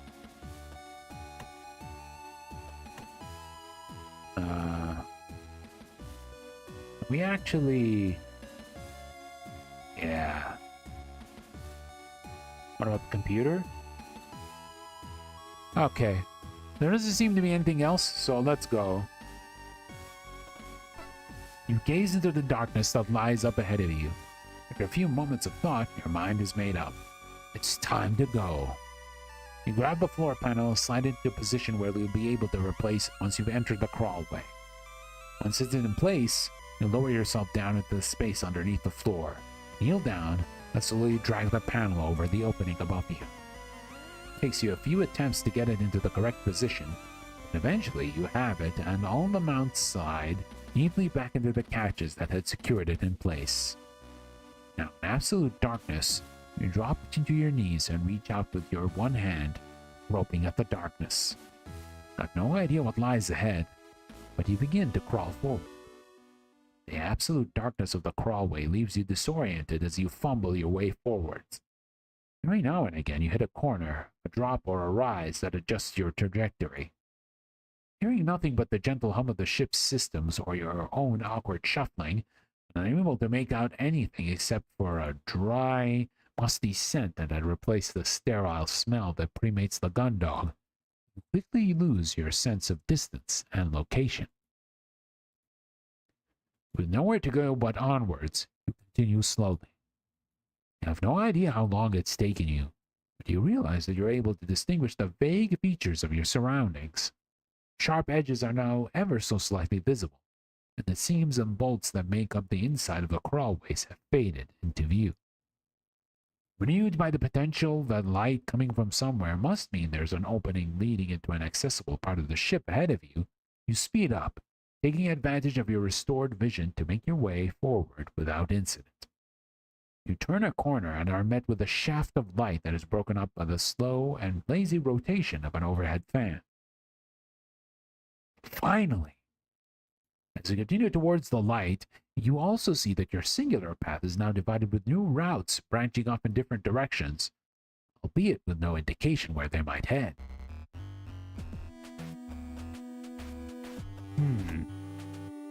As you come into level with the crawlway that branches off to your left, you notice an almost imperceptible sounds echoing off in the distance. You hold your breath and angle your ear towards the darkness that they come from and focus, trying to identify them. It takes you some time to be able to distinguish the faint sounds properly from the general thrum of the Gundog systems, but as you concentrate, you realize you can make out the whir of motors, the sound of metal colliding with metal, and tools being used. It's too quiet to be engineering, which must be this way leads to... You peer down the crawlway that stretches out in front of you and do your best to make out anything that might indicate where it leads to. Despite your best efforts, all you can make out is pure darkness. There's no movement of air, sound, or smell that could indicate where it leads. As ominous as it seems, you know you can't ignore it. You have to take every opportunity you're going, if you're going to free Cass. As you approach the crawlway that stretches out ahead, your nose twitches. The entire time you'd be crawling away from your quarters and you smelled had been a stale musk. Not unpleasant, but a clear indicator that these crawlways were not used regularly, and certainly weren't as well ventilated as the rest of the ship. Now, though, you could pick up the slight hint of something new, but also familiar. You pause to sniff the air, trying to identify the light hints of fragrance that drift your way. Taking a few deep breaths, you pick up the notes of something sweet, but also a slight burning tang, topped off by a chemical tinge. I think I know where this leads. As you twist to change your position in order to examine one of the new crawlways you found, you lay your head on the wall and notice a slight but constant vibration. Running your hand along the paneling, you feel the occasional pulse of a more powerful, regular vibration. There's only one thing on the ship that creates a vibration like that. It's probably where this crawlway leads. Okay, let's save. Right here. And let's go in order, right? From left to right. Let's go in here. Yeah, let's go. Enter the crawlway? Yes. Moving away from the illuminated nexus between the various crawlways, you follow another twisting path of the identical, indistinguishable tunnels. And it doesn't take long for you to find yourself in total darkness once again. Unlike your journey from your quarters to the lit segment, you're just taking a break at, you were confident of where you were heading as the previously muffled sounds were growing louder every corner you turned. The erratic noises of different pieces of machinery and equipment punctuate your journey with their irregular rhythm. Unlike the constant background noise of the engineering department, this was the sound of someone hard at work. As you continue to move through the twisting shaft, you notice a strange sense of lightness to your movements, which you initially dismiss as numbness from the time spent hunched over and crawling.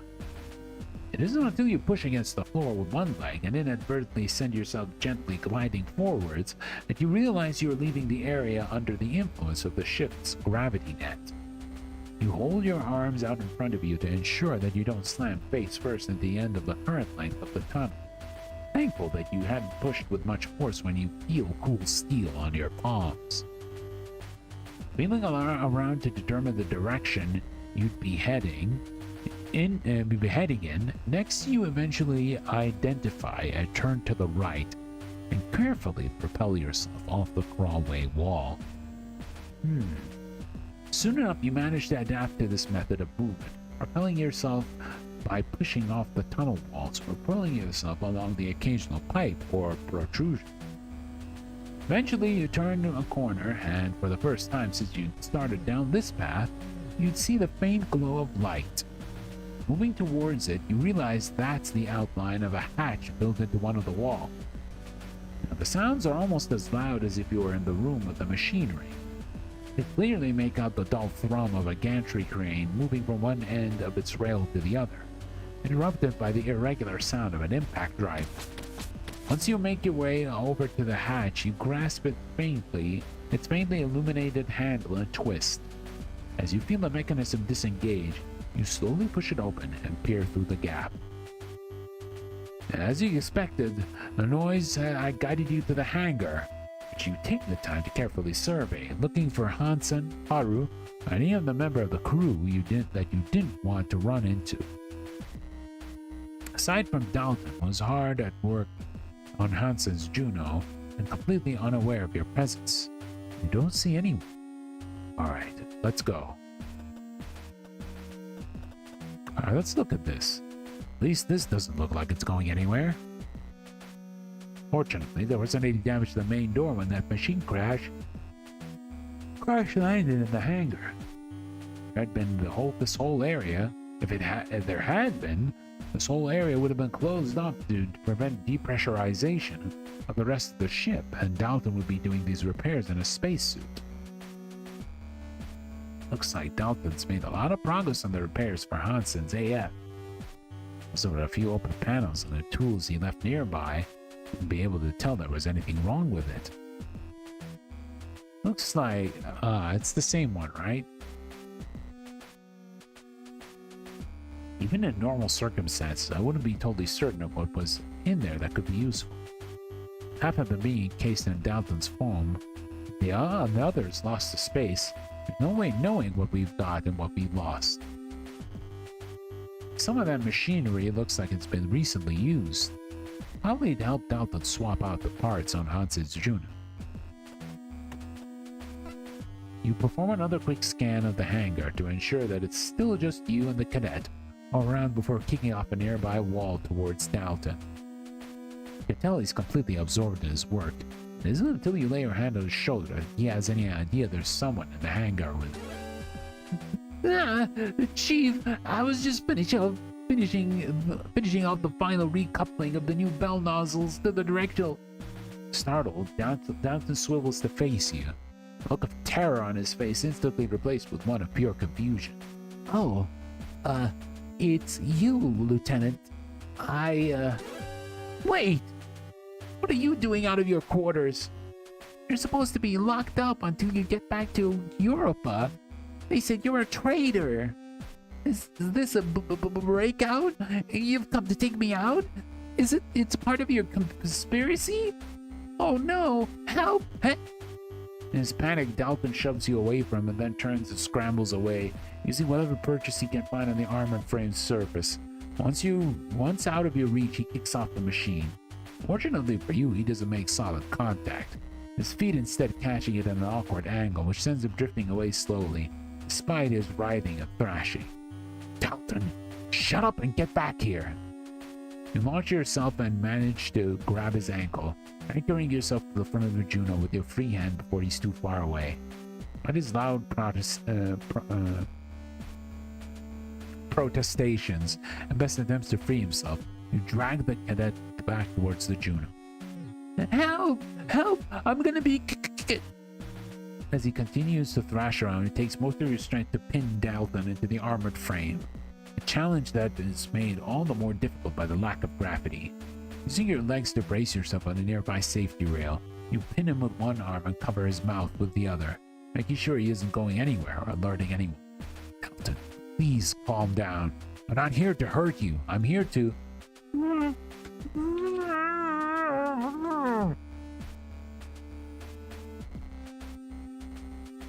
Cadet, get a hold of yourself. I'm not here to hurt you.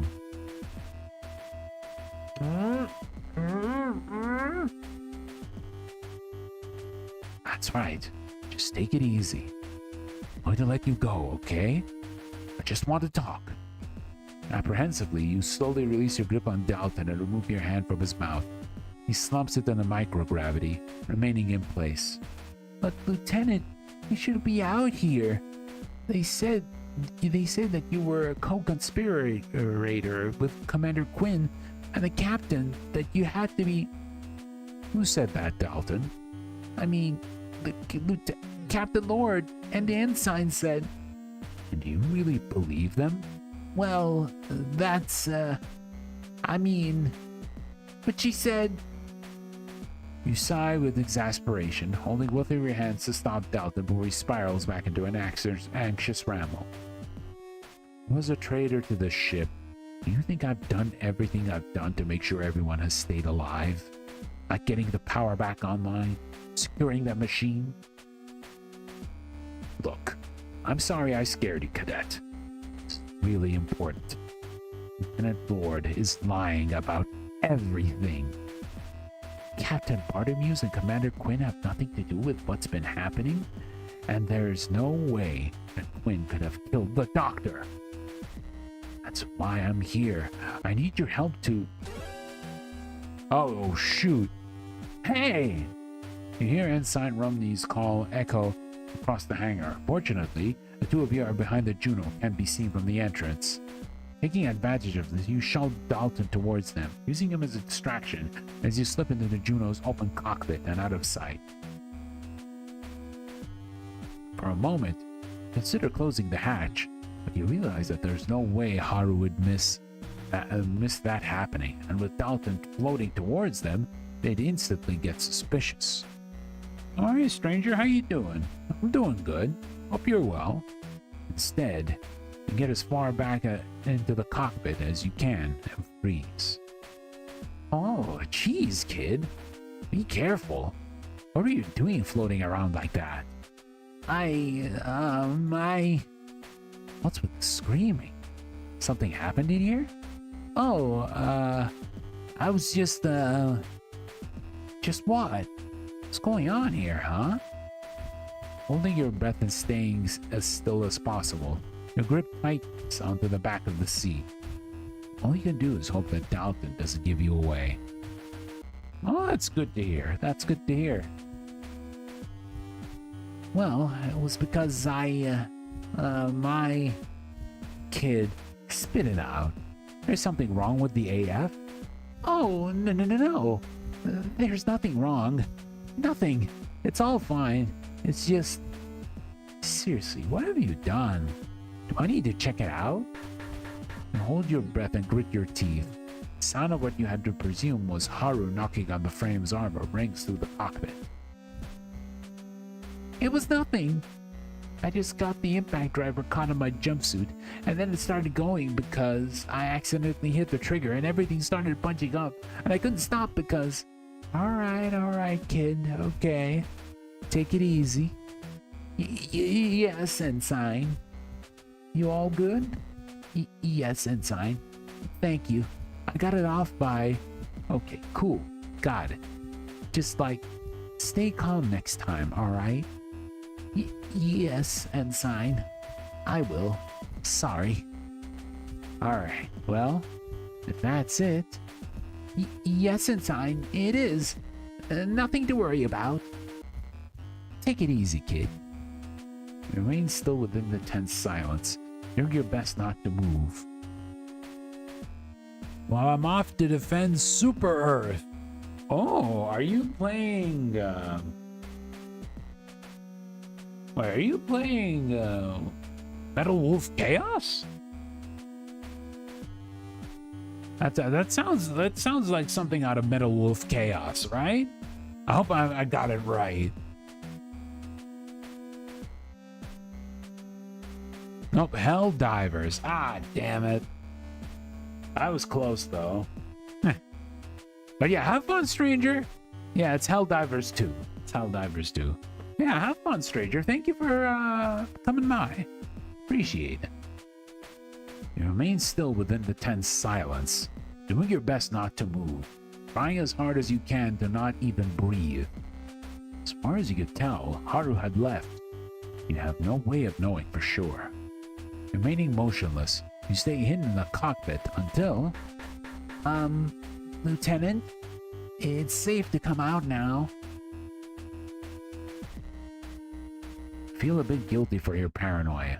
Wanting to make sure you're ready for anything, you assume Ensign Romney is waiting in ambush, spring out of the cockpit. Fortunately, all you met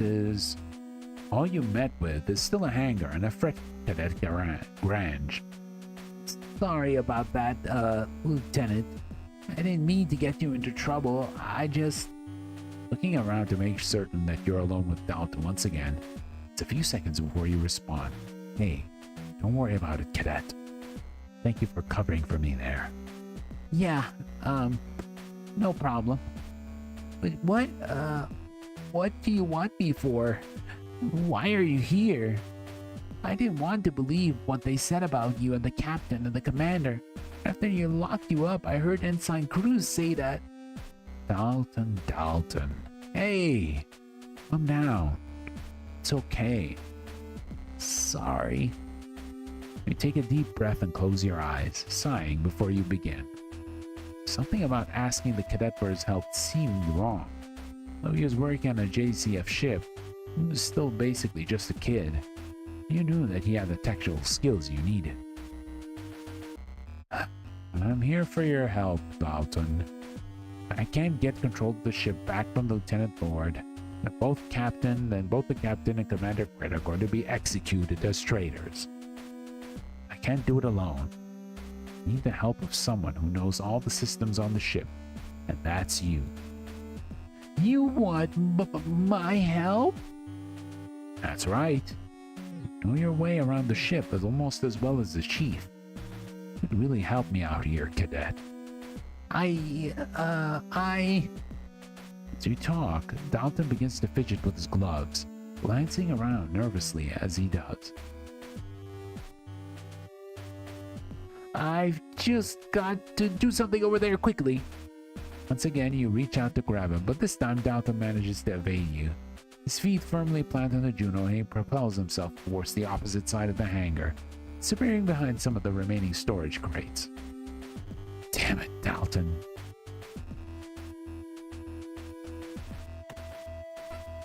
You launch yourself from the armored frame and towards the far side of the hangar, stopping yourself at the first storage crate you arrive at. Quickly glance over the mess of containers, aren't able to spot the young engineer. Quickly, but quietly, you begin moving from crate to crate, looking out for any sign of the cadet amongst the disorganization. As you pass by an inconspicuous cluster of containers, you hear the rustle of a jumpsuit and the sharp intake of breath.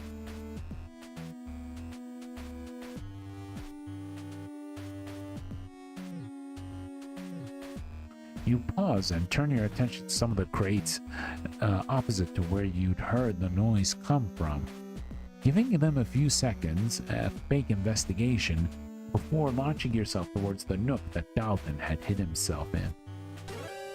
Ah! Dalton, please calm down. I just want to talk to you, okay? Dalton! Okay. I promise, cadet. I wouldn't be here if I didn't really need your help. Right now, with the dead Lord in charge of the ship, we're all in a huge amount of danger. It's not just the commander and captain. It's all of us. We don't know what's going on with this. You gesture at the strange craft thing. We don't even know if it's actually deactivated. We could still be in danger. How are we going to deal with it if half of our crew is locked up and the other half is on guard duty?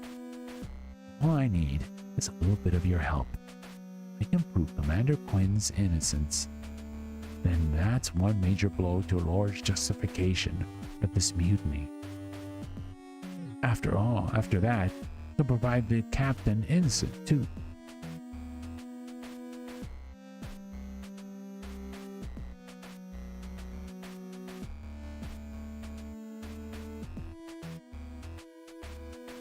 But I can't do this alone.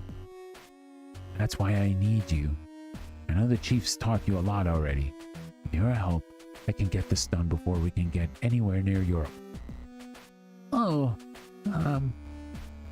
well, thank you, but Alton.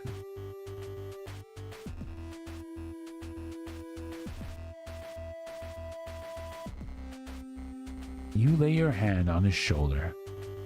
Please. Well,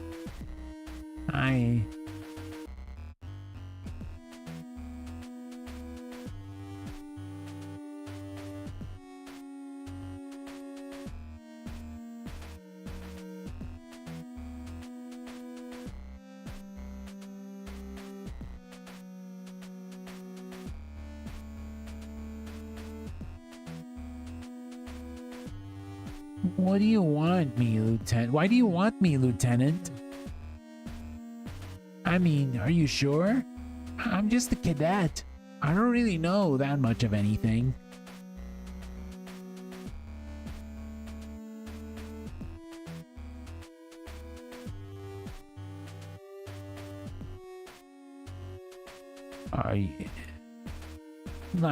I just mean that maybe you should think about it, is all.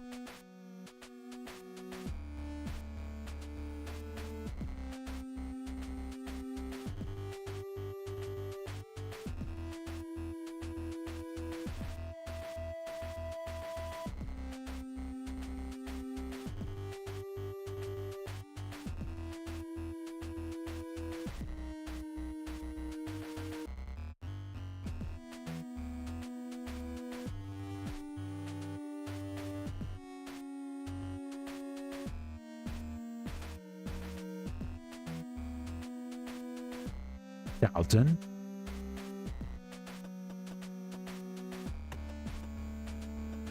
Okay, let's go back to the crawlways, I guess.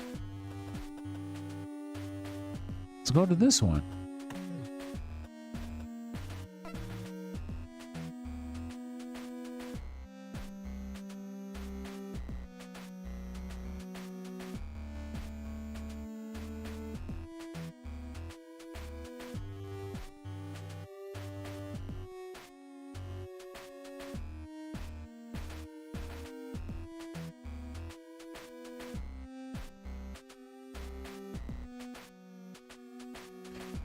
You slowly crawl through the cramped passage, away from the light.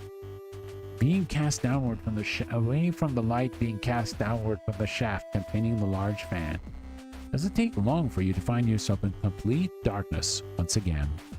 As you work your way onwards, your hands stretched out in front of you, allowing you to tell where the direction of the crawlway changes. You eventually find yourself in what feels like a dead end. You run your hand into the right and left of the tunnel's terminus. From what you can tell, there's no alternate route to take. Maybe you'd missed a turning earlier? As you start the awkward process of orienting yourself to head back where you come from, you reach up, feeling for the top of the crawlway to ensure that you don't bang your head. Instead of the smooth paneling you'd expected to place your hand on your encounter what feels like a lever. Alright then, let's see what this does.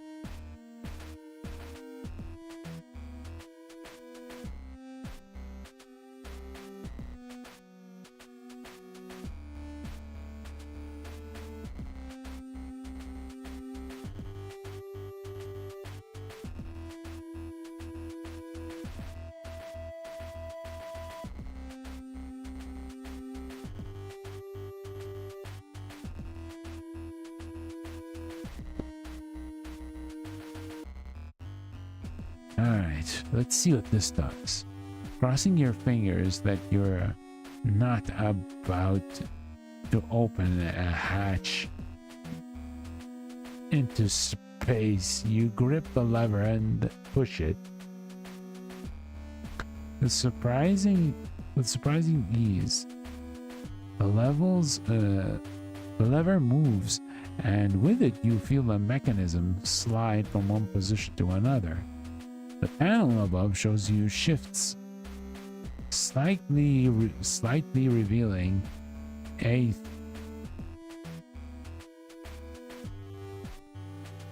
thin crack of light.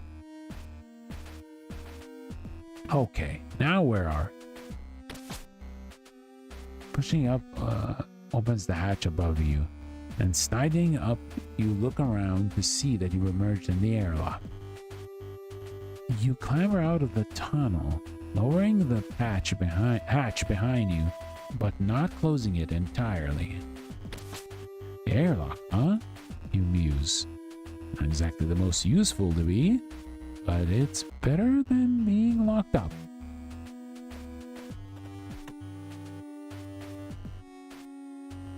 I'd wished I'd known that there was crawlways linking to the airlock to the hangar when the power went off. It would have been a lot simpler to go through them to get to the hangar, rather than going out into space. Although those passages are like a maze, trying to figure out my way around them whilst the whole ship was without power. And I've got lost for sure. I probably wouldn't be able to be found until the ship was reclaimed and its new crew started complaining about a bad smell. My access restricted. I can't use any of the terminals here. If it comes to it, this will be the only way I'll be able to open the airlock. There's an appeal to depressurizing the ship.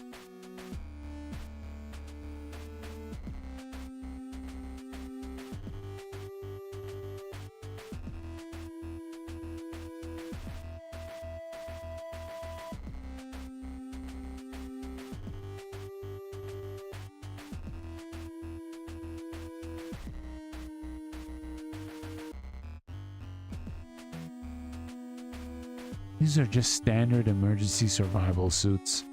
They're good for surviving space, but they won't do much against Hansen and Haru's guns.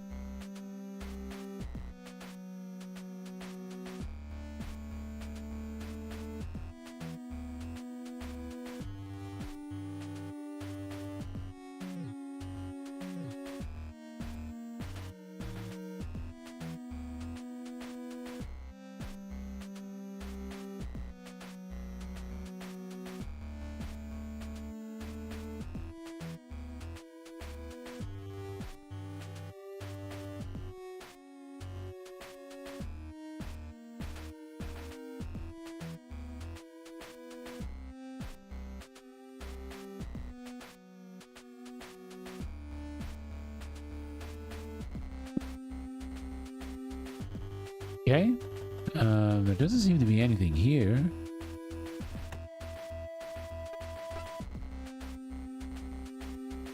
We gotta explore all the crawlways.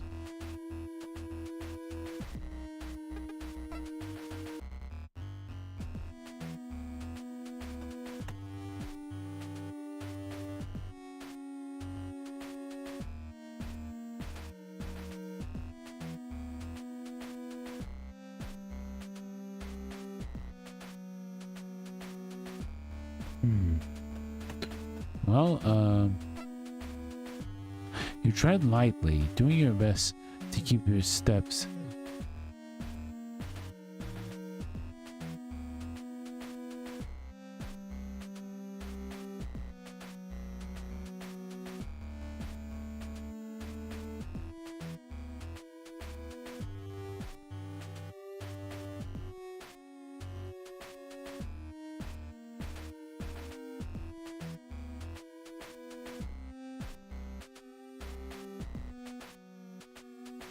You stop as soon as you reach the threshold between the air block and the hub, holding your breath.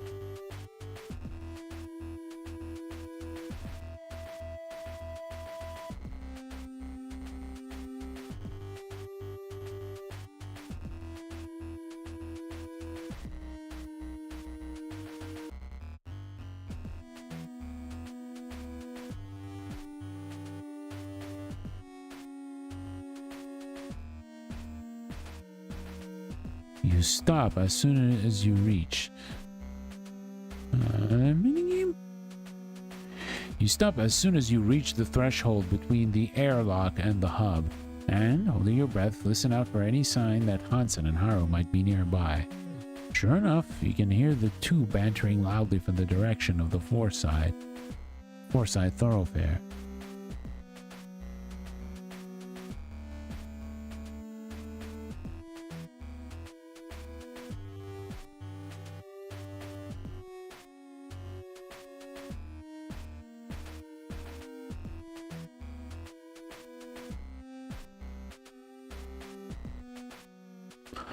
Sure enough, you can hear the two bantering loudly from the direction of the Forsyth thoroughfare as they stand to watch over the two new quarters headquarters.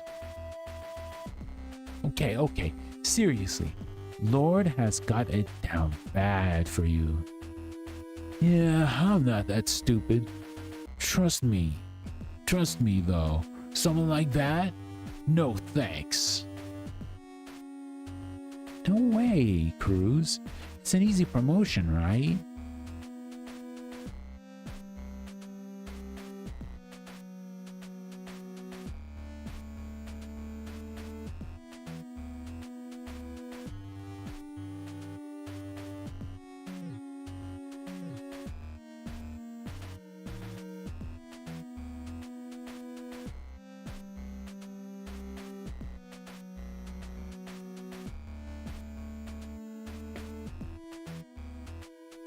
If you did, I bet you could get her to say anything. Until we get the ship back to Europa. No thanks. She's not even my type. Oh yeah? Who it is then? As if. The captain? Shut up, Rumney. Commander Quinn? Shut up, Rumney. Commander stops and there was a silence follows. Can't tell by their voices that they both stood in the Forsyth thoroughfare. Gives them a clear line of sight through the central hub and towards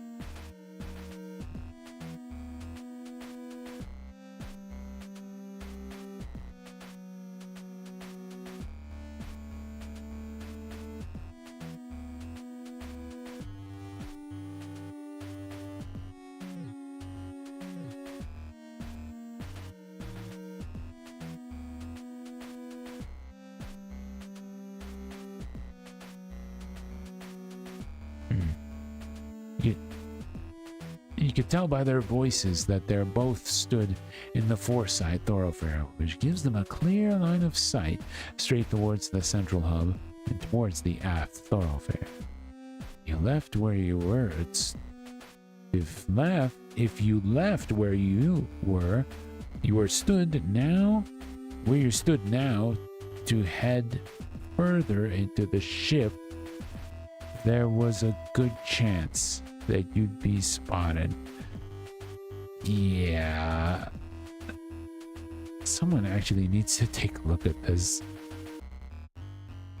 Sometimes there's some weird grammatical and punctuation things that happen here. Slowly, you begin to make your way back towards the airlock.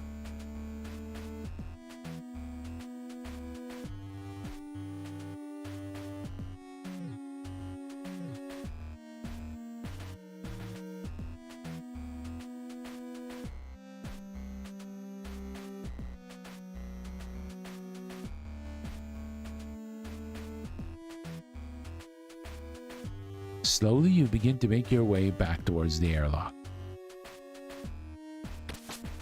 Looking back over your shoulder, you see that the panel covering the ladder leading to the bridge has come loose again, dropping from its mounts onto the floor. Hey, what was that?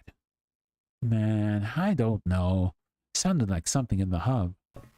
Stay here. I'll check it out. You swear under your breath as you try to move as silently as possible back towards the airlock as quickly as you can. Once there, you pull open the hatch leading into the crawlway and drop down inside, quickly pulling it shut on top of you. At least you attempted to. As you try to pull the hatch all the way closed, you find it difficult catching on something before it shuts. Each time you try and force it, the mechanisms make a scrapping noise, which you realize is loud enough to be heard from the hub. Hey! Someone there? It's instantly apparent to you that the crawlway runs under the route, the central hub to the airlock, as you hear Hansen's footfall echoing through the crawlway, growing continuously closer. With one final heave, you yank the hatch with all your strength and manage to pull it shut, swinging the lever into its original position as you do so.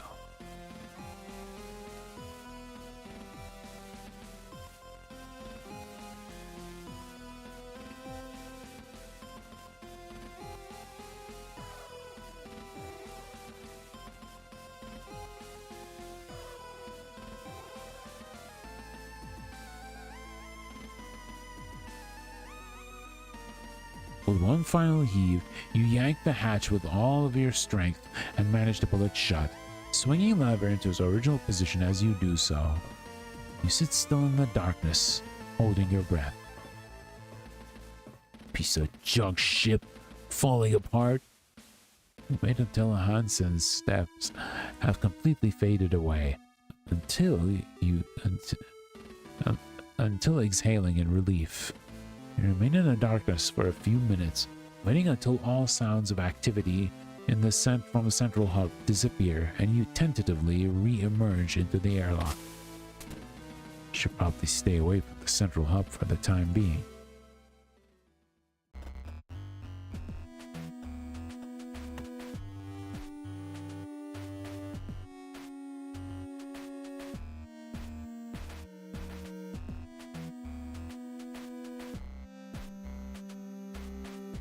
There's no one here right now.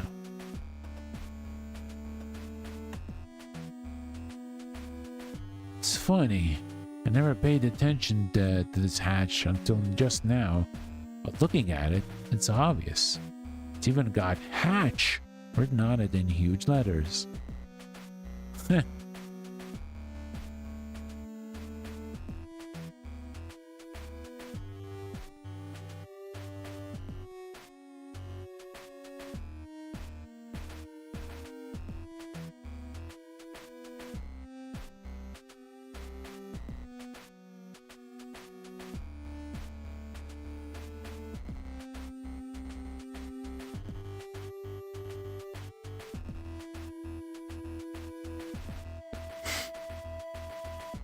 Okay, what shall we do now? Let's look at the tasks.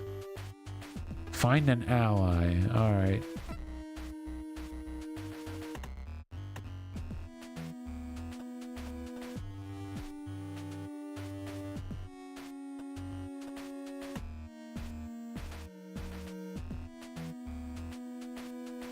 I tried to get out of the hangar by opening this up. I'm sure Hansen or Har would be here before I could get it closed again. I probably see it as a good opportunity to get rid of me and blame it on a failed escape attempt.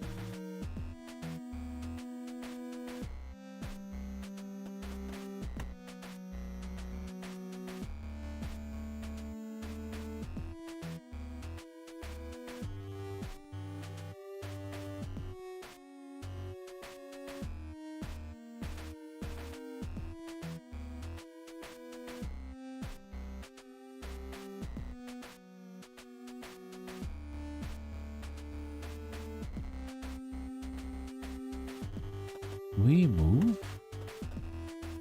Let's go back to the crawlways. Now let's go here. Heading away from the illuminated section of the crawlways that you momentarily stopped at, you soon find yourself in complete darkness once again. You mutter in frustration as you awkwardly twist around another corner. The snacking or snaking? I will say snaking. And the lack of any way to meaningfully track how far you've traveled, compounding your lack of awareness of where you might be on the ship. Regardless, you continue to slowly shuffle your way forward, hoping that wherever you might be ending would be somewhere that could, in some way, be helpful in your efforts to prove Cassandra's innocence and deal with Vanessa. Hansen and Haru. As you round another corner, you notice that the smell from earlier is much stronger now. The scent beginning to sting your nose and the back of your throat with every breath you take. Gotta be nearby. Reaching upwards, you run your hand along the ceiling of the crawlway, and sure enough, it passes over what you recognize by touch to be a catch that secures a panel.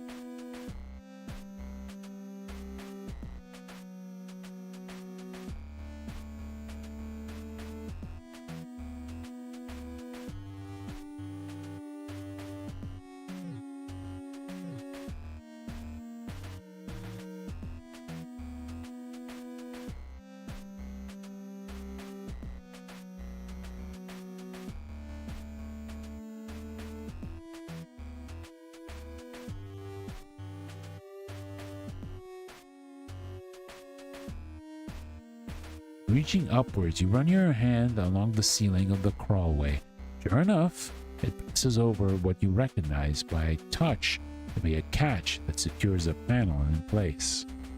Although it takes some amount of fumbling to unclip it in the dark, you eventually succeed, going on to repeat the process with all the others as you find them.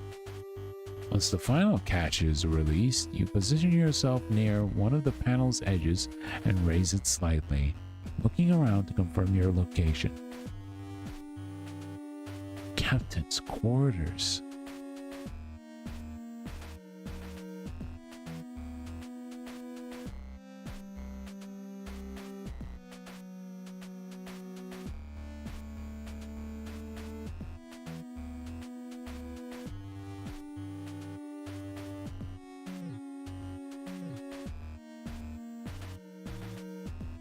From your position, you're not able to see Captain Bartermuse.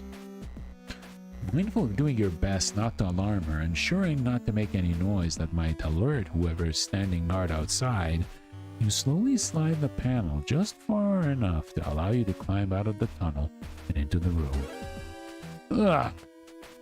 You quickly draw your hand back in disgust and flick it away from you, only realizing you placed it into a puddle of liquid after the shock of the sensation subsides. Looking down at your hand and taking a tentative sniff, as you'd guessed, it's the same smell that you noticed in the crawlway. The burning sensation that fills your nostrils reminds you of more of acetone than of a beverage, but the unmistakable aroma of the captain's whiskey, of course.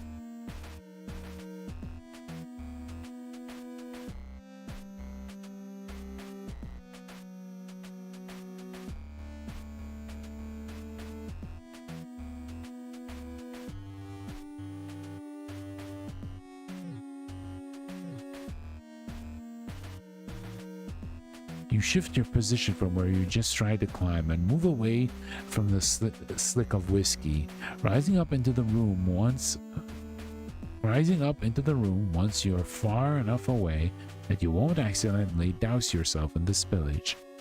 As soon as you've stood up and look around, but I don't see the captain anywhere.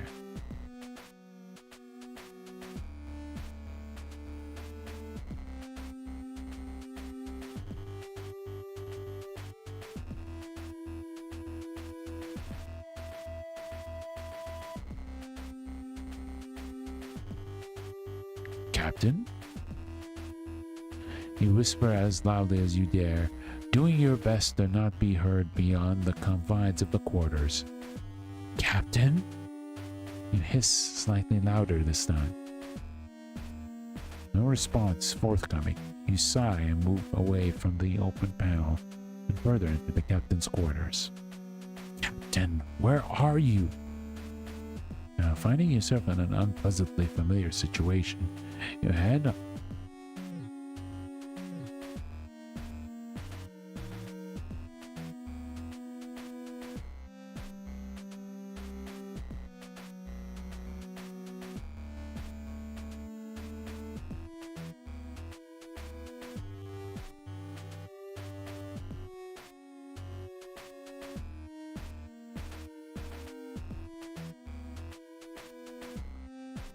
Now, finding yourself in an unpleasant familiar situation, you head over to the annex on the right-hand side of the room, lean in through the doorway to look at the bed. Captain? Oh, there she is. Let's drink some water.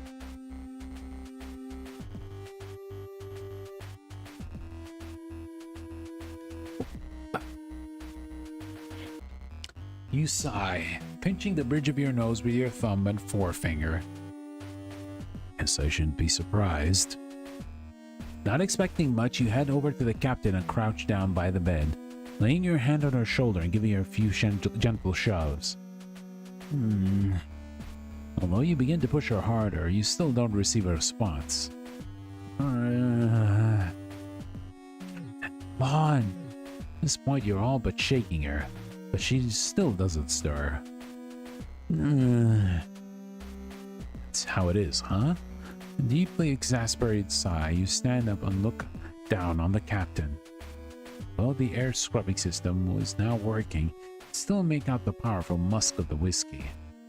Time to try somewhere else. Okay. Let's go to the crawlways. And then let's go to the fourth area.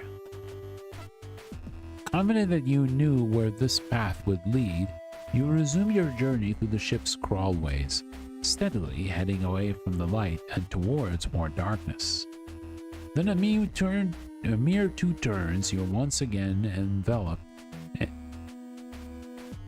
the blackness of the ship's interior workings, and you carefully shuffle forward, making sure not to let any sudden obstacles or shifts in directions catch you off guard. At first, the constant vibrations were only noticeable when you made a special effort to feel for them in the walls or floor of the crawlway. As you continue, you start to sense them passing through you. Eventually, they turn from a physical sensation to a constant noise that fills the dark tunnels. For every length of crawlway that you clear, the sensations grow stronger and stronger, leaving you to wonder how the engines haven't shaken the ship apart yet. It was not long before you eventually turn another corner and are met with a shower of illumination. Oh no.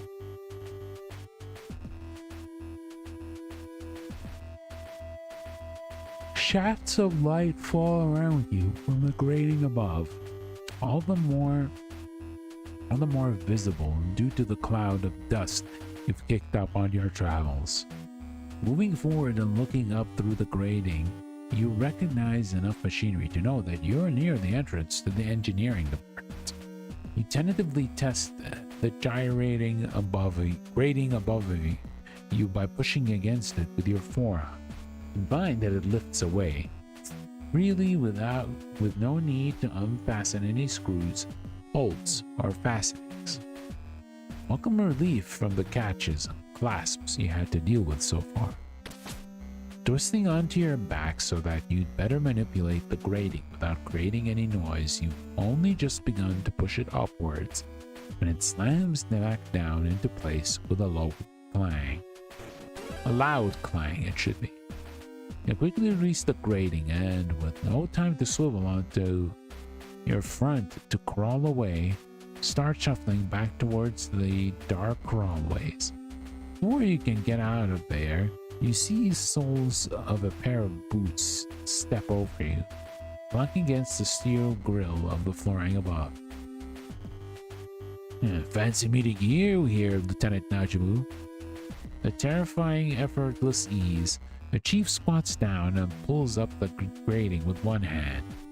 With the other, she grabs you with the collar and yanks you out of the crawlway, roughly depositing you on the floor before replacing the grating. You got permission from the captain to be out and about? Yeah, I don't think she managed to get permission. Doesn't matter to her too much, though.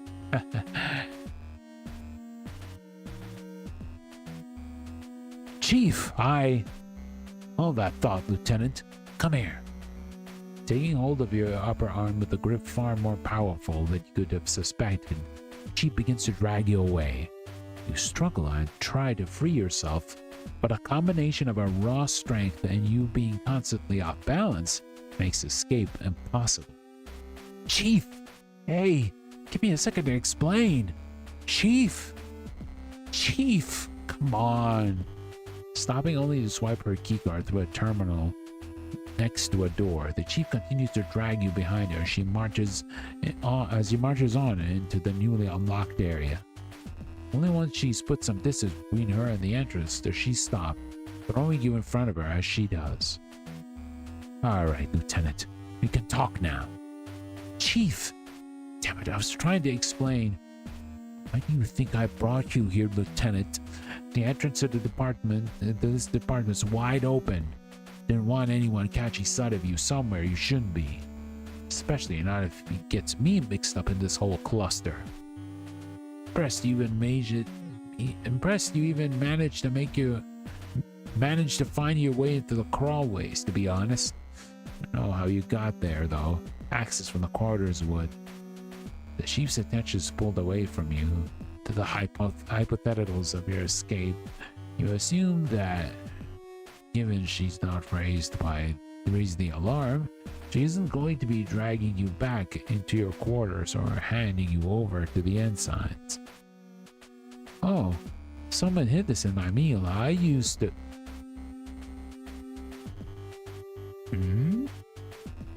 Aha! So that's what Dees wanted it for. He told me he needs it to help replace the batteries on his cassette player.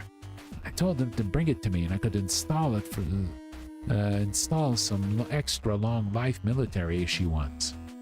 I've seen that guy so insistent about anything the entire time I've known him, though, so I just handed him it over in the end. Thought it was strange. No way he would pass up the chance to extend his player's lifespan. Should have known that he was planning something. Probably has no idea how screwed he is if he gets found out. Chief, listen. Take it easy, Lieutenant. I'm not gonna throw you in front of the captain or her goons. Honestly, I admire the guts you've got making it this far. Have you got a brain to go with them, though? What's your plan? Gonna try to raid the armory? Take the ship back by force? Or try to sabotage it? Buy yourself some time? Because you listen to me, Lieutenant. I swear to God, you screw with anything in here. I don't care if it's to deal with Lord, Chief! I'm not going to mess with anything. I promise. Good to know. My job here, that's to keep the ship running, no matter who's at the helm. If you get between me and the smooth operation of this vessel, Lord's punishment won't be half as great as mine. Well, so, Lieutenant, what's your plan? Bartholomew and Quinn are locked up. Lord's taking control of the ship, and the crew's got not enough skin in the game to push back. Let's hear it. You take a second to assess Chief's demeanor. You could see she was stressed out by the situation. But from what you made of her, she wasn't the sort of person who'd hand you over to Vanessa as soon as you were done explaining your plan. Alright, the way I figure, Everyone's only going along with Lord because they've got more to lose than to gain if they stick up for the captain. Her accusations, they kind of stack up if you don't look too closely. Both Captain Barnamu's and Commander Quinn were out of action when the Gundog went offline, and Quinn is the immediate suspect in the doctor's murder. I know there's no way he could have done it. There's no way she'd have done any of it. And if the captain wasn't around, I don't think that was on purpose. No, not with how I saw her. If we can disprove these accusations with evidence, we can show the rest of the crew it'll be them getting charged as traitors due to this mutiny. Once we do that, they'll side with us over Vanessa easily. Even the ensigns have more sense than to stick with her. Well, you might have a point there. As it is, Lord is taking command. The Lord taking command could be seen by the JCF as a reasonable course of action, given what her actions are based on. How do you plan on proving her wrong, Lieutenant? You're going to need some good evidence to undermine her arguments. Well, thought the broad strokes of the plan through, but you hadn't really had the time to consider the specifics.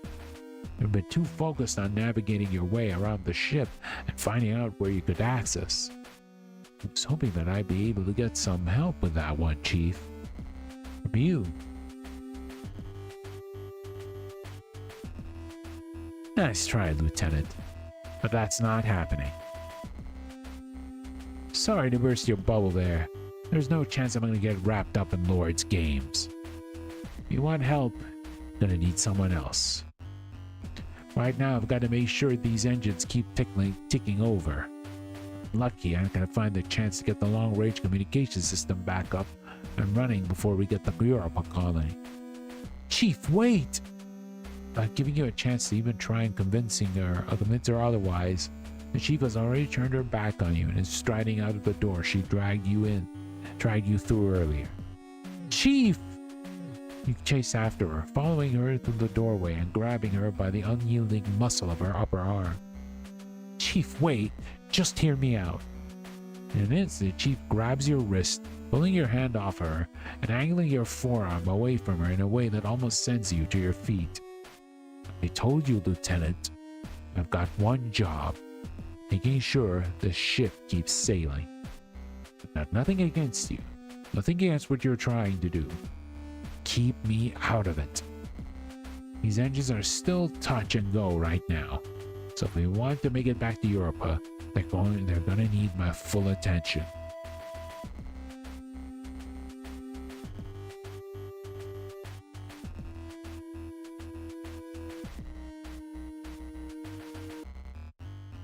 The chief releases your wrist, which you draw back quickly. The pain from the awkward angle it had been at shooting up through your forearm. I like Lord as much as you do. Love to see her get taken down a peg or two. Hell, I'd love to take her down myself. With that, the chief turns on her heels and strides away towards the engine room. You chase after her, calling out to her to give you another chance to explain, but your pleas have no effect. You're being completely ignored. Eventually, she arrives at the entrance door in the engine rooms, and before you can stop her, steps through and closes it behind her, leaving you stuck on the opposite side. Damn it, Chief! I need your help! There's got to be something I could do to get her to listen to me. I could talk to her one more time. I'm sure she'd come around. They'd be a lot more helpful than Dalton, that's for sure. There's no one here right now. Let's go to the engines. Although it's almost redundant given how noisy all of the nearby machineries is, not to mention the constant hum of the engines, you quietly approach the door to the engine. You run your hand over and ineffectively punch a few buttons on the access panel. Without your keycard, won't get you in. Hang on. Reach into your jacket pocket and feel the hard, thin edge of a keycard. You knew that Hansen had taken yours, so this must be. You almost yell out when Vanessa lays her hands on Cassie's hip, but You stop when you see her withdraw a keyguard from Cassie's skirt pocket. Holding it between her thumb and forefinger with a flourish, she waves it at you. She stands up and walks back over to you. Central computer can only be accessed by the captain or members of operations. I'm not getting in there without this. Vanessa casually tosses the card, which you grab out of the air. Ah, he still has Vanessa's card. That's good. You got Cassandra's key card. Turn the card over in your hand a few times before pocketing it. Ha! Thanks, Vanessa. Smug sense of satisfaction. You swipe the card through the terminal next door, step through into the engine. Despite the vast size of this area, does it take you long to spot the chief, who stood over a large control panel? Right, let's try again. You've been surprised at how quickly the chief had dismissed you when you'd asked for help. Though you assumed she might take a little bit of convincing, you weren't ready for her to completely reject your request like that. As you approach her, you take a few deep breaths, slowing your breathing as you feel your apprehension grow. You knew by how forceful her rejection had been that this wouldn't be easy, but at the same time, you also knew that you needed to at least try to convince her to help you. Without the chief's assistance, carrying out your plan would be much more difficult. Nearing the control panel that she stood at, you let one final long exhalation and draw yourself up to your full height. Your attempt at appearing confident more in order to convince yourself than the chief. Spatial distribution of the neutron flux shows reaction rates within parameters. Now, that should mean energy releases. Chief, please, I really need you to hear me out.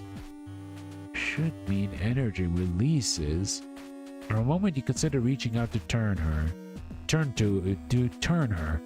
towards you, but you know better than to try to assert yourself physically with the chief. Instead, you bring yourself closer than you're comfortable with and raise your voice. Chief, I know what you said, but please, I need your help. Lieutenant, I told you that I need to keep an eye on these engines. How'd you even get in here? Crews not take your key card? Got to give you points for the tenacity. I don't think there's any ducts or crawlways leading here since... Chief, that doesn't matter right now. I know you don't want to get mixed up in this, but I need your help. I know what I need to do, but I can't do it alone. I need you, Chief. The chief lets out a loud sigh that clearly communicates her exasperation at your persistence. You clench your teeth and take a deep breath before continuing. If you push your luck too far, you know that at the very least you'll probably get physically thrown out of the room and the lock will be manually overridden. But at the same time, you're aware of how this isn't something you can simply give up out of fear of upsetting someone. You're damn right I don't want to get involved, Lieutenant. I've got a ship to get back to Europa, and it doesn't matter who's on the bridge when it gets there, just that it gets there. Now, whatever happened to these engines during that blackout isn't making that job easy. For the last time, Najumu, get out of my way and do what you've got to do, but leave me out of it. Do I need to get you out of the way myself? The single step, the chief is right in front of you, looming over you, her bulk filling your field of vision. You instinctively go take a step back, but stop before you do, mustering all your confidence to stand your ground against the chief's imposing physicality. Squaring your shoulders and widening your stance, you do your best to assert yourself. Chief, I want the gun dog back to Europa just as much as you do. You know it's not about the ship, it's about the people on board. What good is getting us all back to Europa if half the crews is going to be put on trial for something that they didn't do? What's the point in making sure the engines are working if the ship could be ripped apart by some enemy machine, all because our pilots are playing security guard and there's no one to stop it? You don't look after this ship for its own sake. You look after the ship because of the crew, Chief. You know that. For a moment, you feel a flutter of relief within your chest, but you focus, not wanting to get too far ahead of yourself. It looks like the chief is coming around to you, but you've not convinced her yet. I know that you've got important work to do right here. If we don't deal with Vanessa, we can't guarantee there'll even be a gun dog to get back to Europa. Besides, we all know your work is so good and these engines won't go offline if you leave them for a few hours. We'd have made sure of that. I had better options. I wouldn't be asking you, Chief, but I need you. Please. You're telling me you're doing this for everyone on the ship, Lieutenant? Not just you and Quinn? That's right, Chief. Obviously, Commander Quinn's important to me, but I'm the ship's security officer. It's my job to make sure everyone stays safe. Can't let them down like this. I can't. The chief inhales through closed teeth and furrows her brow. Everything's stable right now. No sign of unusual output. I do this now, Lieutenant. If you think Quinn and the captain can be proved innocent, why did you just wait till we get back to Europa? Bring it up at the tribunal. Chief raises a good point. Your intent was to prove Cassie, the captain, and yourself innocent. By rights, the tribunal that would investigate this mutiny would be perfect. It would be the perfect place for that. But you knew it wouldn't be so simple. I get what you're saying, Chief, but Vanessa would have thought of that. But Vanessa would have thought of that already. She wouldn't have done this if she didn't think she'd get away with it. It'll be like that time on the bridge earlier. You know that her story won't lie up with what happened, and I bet you she'll have adjusted the reports to support her case. That's why I need to find this evidence now. Even if I can't convince the rest of the crew to get Bartholomew back in the captain's seat, at least I'll have something I can use at the tribunal. The longer we wait, the more chances that evidence gets adjusted or deleted.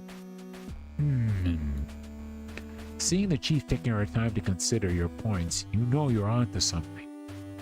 Even if she doesn't, do you think they'll listen to someone who's been set up as a traitor?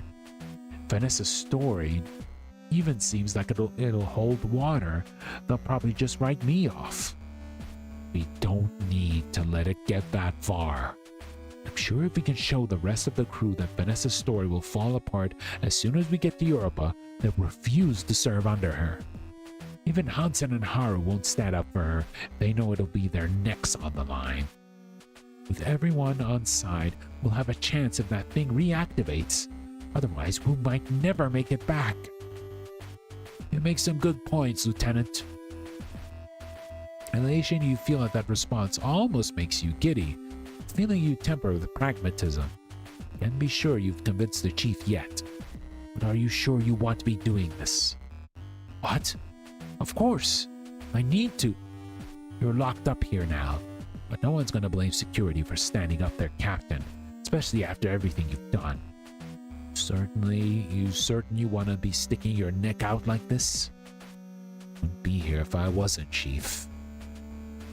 I'd feel that way now, Najumu. Step away for a second and give it some thought.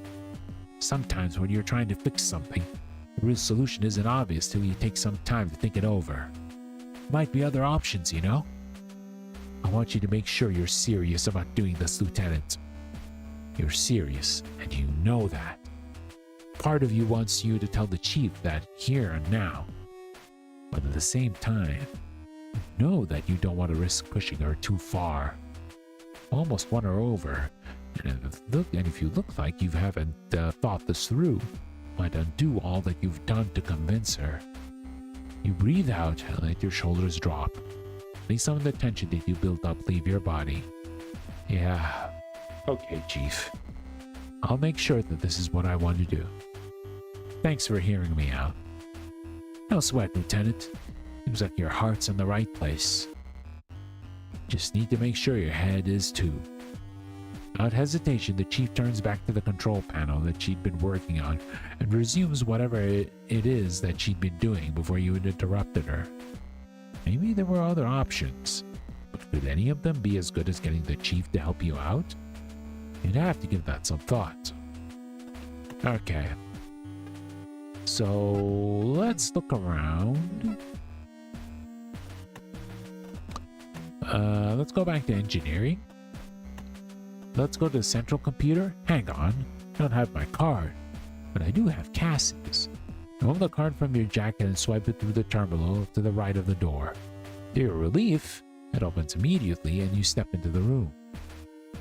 Once inside, the door closes behind you and you're left bathed in the noxious glow of the monitor's light. You tentatively lay your hands on the keyboard and think, right now, maybe here I can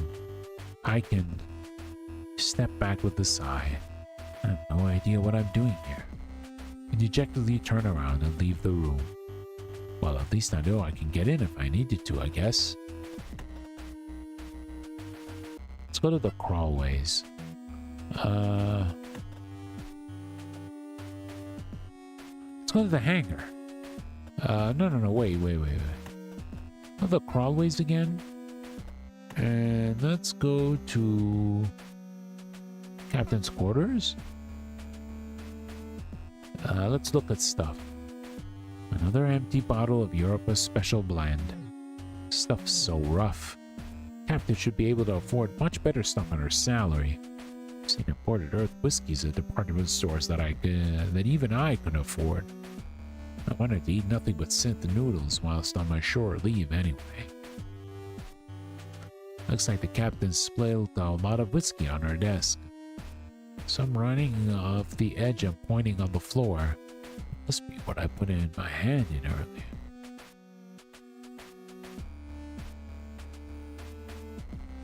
Once again, the captain's absolutely blackout drunk on her bed. There's no use trying. Even if I could wake her up, she'd be useless. The ship's captain gets a proper en-suite bathroom, whilst the rest of us have to deal with sanitation pods. Given the condition the captain is in, I don't think it's worth risking taking a look in there. Yeah, it's probably a mess. Even if I could open the door, Hans on his arm and stood right outside. Not worth the risk.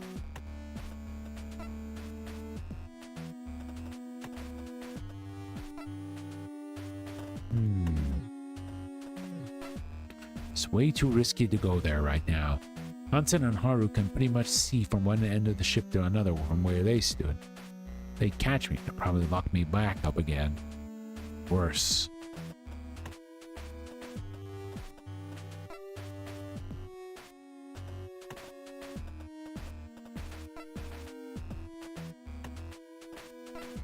Oh, Lieutenant, it's you again. Do you, still need my help? I mean, not that I won't help you if, needed. It's just that, maybe there's someone else who can help you? Someone who isn't me?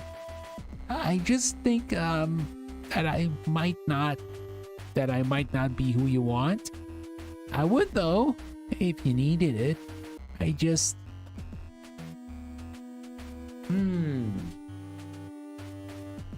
Okay. So the options that we have right now is either Dalton or the Chief. Now, I'm pretty sure Dalton can help, but the problem is he's kind of a nervous wreck. I'm not sure if he's gonna keep us cool while trying to look for serious things. The Chief, on the other hand, is a bit more able.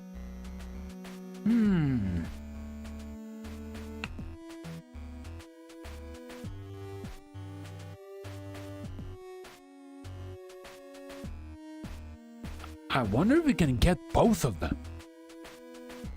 Well, only one way to find out. Let me save. And let's say I need your help. Dalton, look. I know this is scary, but if we don't do this, then the whole ship is in danger. You're a good cadet. You do your best to do everything right, and it's got to be tough to know you're going against the chain of command. We can't let Vanessa get away with this. There's too much at stake. You, me, everyone on board. We're all at risk. So I need your help, cadet. I don't have the skills to get this done without you. Are you, sure no one else can help? I just think that maybe you should ask someone else. I just don't really... don't...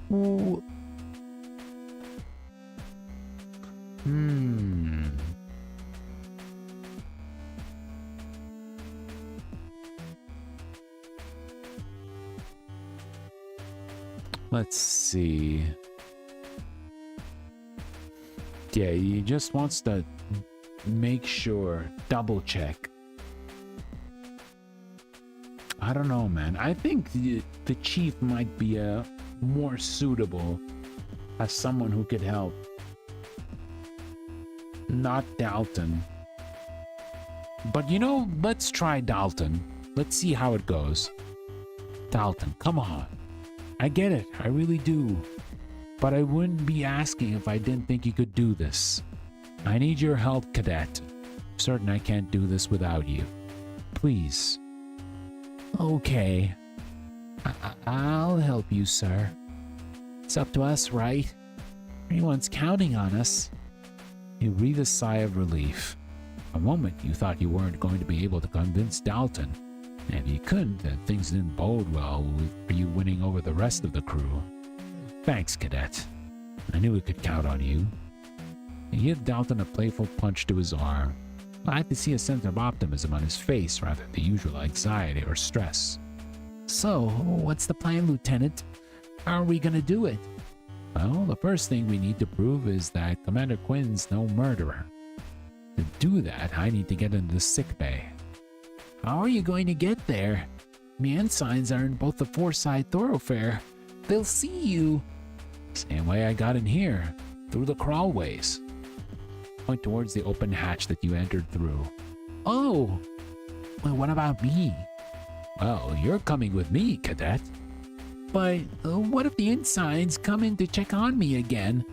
Ensign Cruz has been checking in regularly to make sure I'm fixing his Juno properly. If I'm not here, then he could...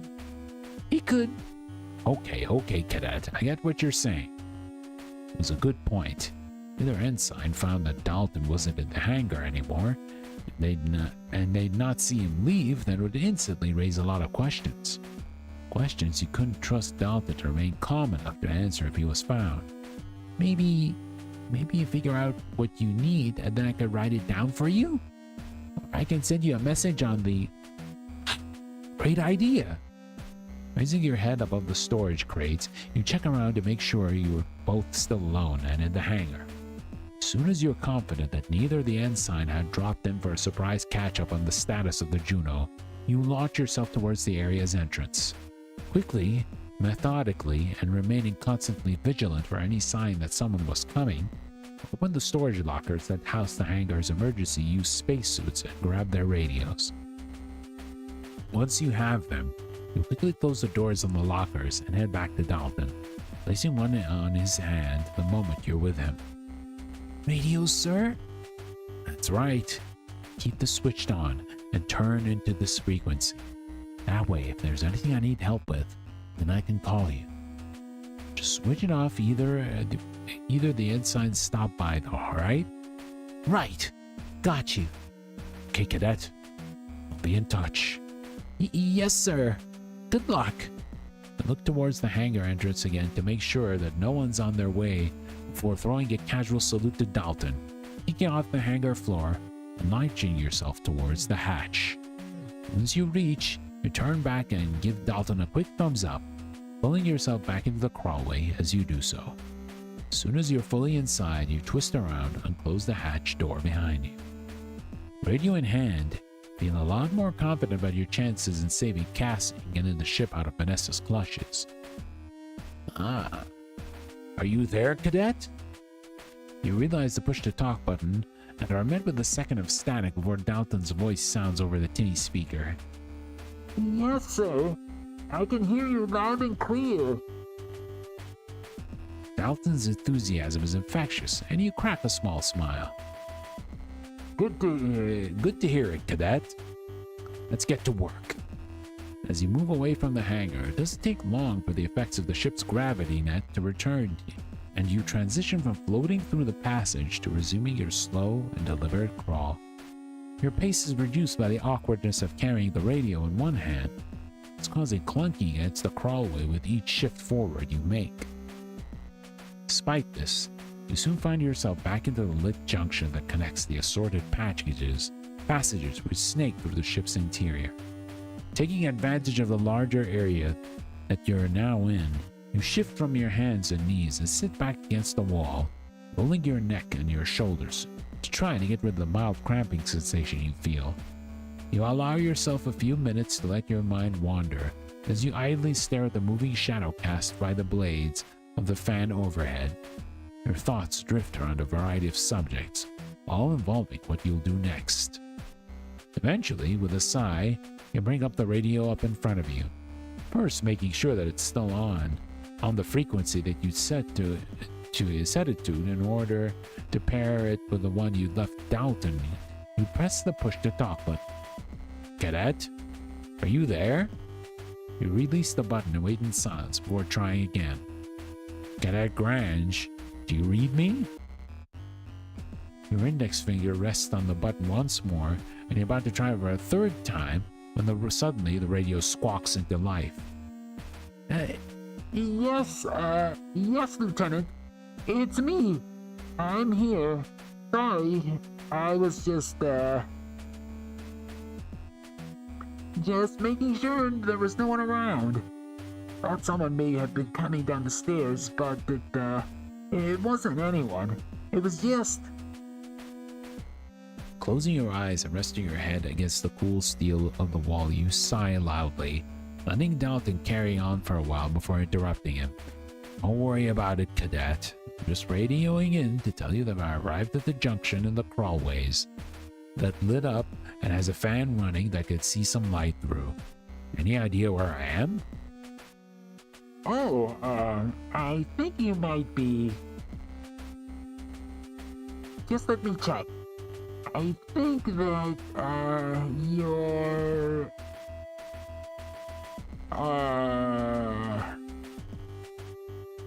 There's no rush, Dalton. You tell him, pinching the bridge of your nose. I got it!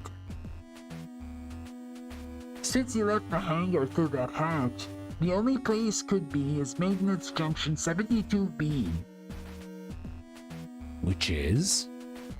So, the ship's full of these crawlways for the maintenance crews to access different areas and systems and things. They're a bit, erratic, since the Gundogs all Swift-class ships, I guess, are built using modules stripped from lots of different decommissioned vessels. If this was the chief, you'd be willing to sit through an impromptu lesson on the construction of Swift-class ships. But that was because you'd be too scared to risk interrupting her. I just need to know where I am and where I can get to, cadet. Which room has this fan in? Sorry, Lieutenant. I was just... Dalton? Yes, sir. You're in a maintenance hub. They're designed to be points where maintenance crews doing maintenance can either take breaks or stash extra equipment. The fan doesn't connect to any rooms, just the air ducts. It's illuminated so the area can act as a little rest spot too. You look up at the fan and exhale in frustration. You thought you'd find an easy way to access the rest of the ship without getting spotted, but instead it was just a convenience for mechanics. Right, okay. You pause to think, letting Dalton wait for you to start talking again as you begin mulling over what to do next. So, from where I am now, which parts of the ship can I get to? Well, that depends, sir. On what, Cadet? It depends on what you were planning to do, Lieutenant. What's your plan for proving Commander Quinn and Captain innocent? You sit in silence as you mull over Dalton's question. Although it's frustrated you slightly to have Dalton asking questions of you, it's certainly a valid one. You'd got this far knowing that you had to prove Cassie and the Captain innocent to have a chance of dealing with Vanessa's mutiny. This is the first time you'd actually stopped to consider how you'd achieve that. With one hand still holding the radio, you use the other to massage your temples as you start trying to think of how you could achieve your goal. Cadet? Yes, sir? I'll be back in touch soon. Stand by. Oh, yes, Lieutenant.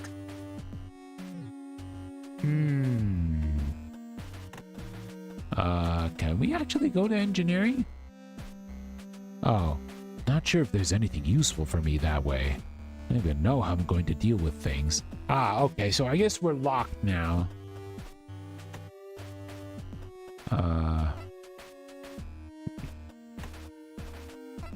Yep. Yeah, it's locked.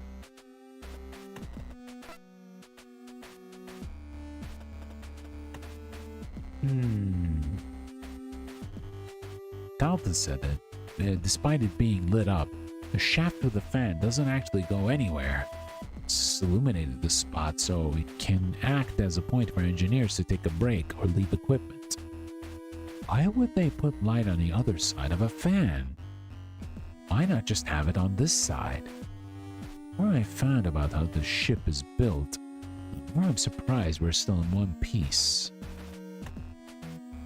According to Dalton, this fan leads to the air ducts for the ship.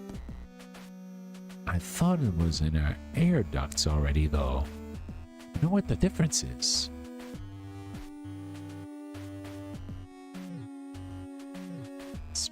Okay. Talk? Sitting in the silence of the maintenance crawlways, you once again find yourself staring at the shadows cast as the fan blades as they slowly rotate on the steel flooring. You see tapping the radio against your leg as you mull over the options in front of you. You know that the only way you'll be able to deal with Vanessa's mutiny is by proving that all of her justifications for carrying it out in the first place are based on lies and falsehoods. Once you know that for certain, you'll be able to share that information with the rest of the crew. They know you were supporting a mutiny with no basis, and even Hansen and Haru won't stand by her. Tilting your head back to rest against the cold metal, you close your eyes and sigh. Put it like that, you think. It sounds simple. There's still the matter of how you'll prove that Cassie and the Captain had nothing to do with what Vanessa's accusing them of. Opening your eyes and focusing on the almost hypnotic motions of the shadows, you attempt to formulate a plan in your mind. But despite your clear objective, the sheer amount of options make it hard to concentrate on a path of action. With your leg twitching in frustration, you stop tapping on the radio against your calf, bring it towards you, preparing to call Dalton. You weren't expecting him to devise a plan for you, but at the least, it might be helpful to run some ideas by him. Cadet Grange, are you there? Yes, sir. I'm here. You asked about my plan, right? Yes, that's right. Have you got it all figured out? If you have, then I can, I could tell you where you need to go. A slight grimace forms on your face before you respond. You don't want to outright tell Dalton that you don't have a plan yet, and that you were making this up as you went. The cadet was anxious enough as it was, and he felt that it was largely your confidence that got him to help you. But also, you needed to discuss what you were going to do with someone else. You simply weren't able to nail all your thoughts down at the moment. Yeah, almost. There are just a few things that I need to... Run your hand back through your hair and take a deep breath. There's just a few elements of the plan that I need to iron out before I carry it out, alright? Understood, Lieutenant. I'll do my best to help you out. Great. Thanks. Taking a deep breath and exhaling, you begin. When we spoke in the hangar, I told you that Vanessa's whole mutiny rested on your accusation against the captain and the commander, right? That they were both absent on purpose, and that the commander killed Dr. Rosarium. So that's my main goal. Not to prove that neither of them had anything to do with it. That makes sense, Lieutenant. But how are you going to do that? You pause. That was certainly the question. Well, let's focus on the first bit, right? That the captain and the commander were both intentionally absent at the time of the first blackout. Now, I saw the condition that both of them were in when the blackout happened. There was no way they were faking it. I definitely can't see either of them getting that way on purpose. So you can vouch for both of them. You can tell everyone that they were sick. Well... Okay, and now I'm gonna save. You're right. I could vouch for them. I saw both of them during the blackout. Vanessa only saw Commander Quinn. He paused to think. It was true you'd been there firsthand, and if either of them were planning to get the crew killed, there were definitely better ways of going about it than collapsing or getting blackout drunk. But if you were going to take that approach when convincing the crew, it'd be pretty much your word against Vanessa's. She was already in charge.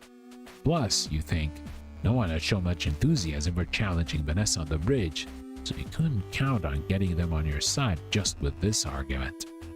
But I don't think it's just my word to convince anyone. After all, I've been locked up as a traitor too. Vanessa would just say that I was trying to trick you all or something. I didn't even want to imagine how trying this approach would go with Hansen and Haru. Oh, but then how can you prove it? You need some evidence or something, right? Evidence. And exactly what I need. And the best place to get that evidence would be...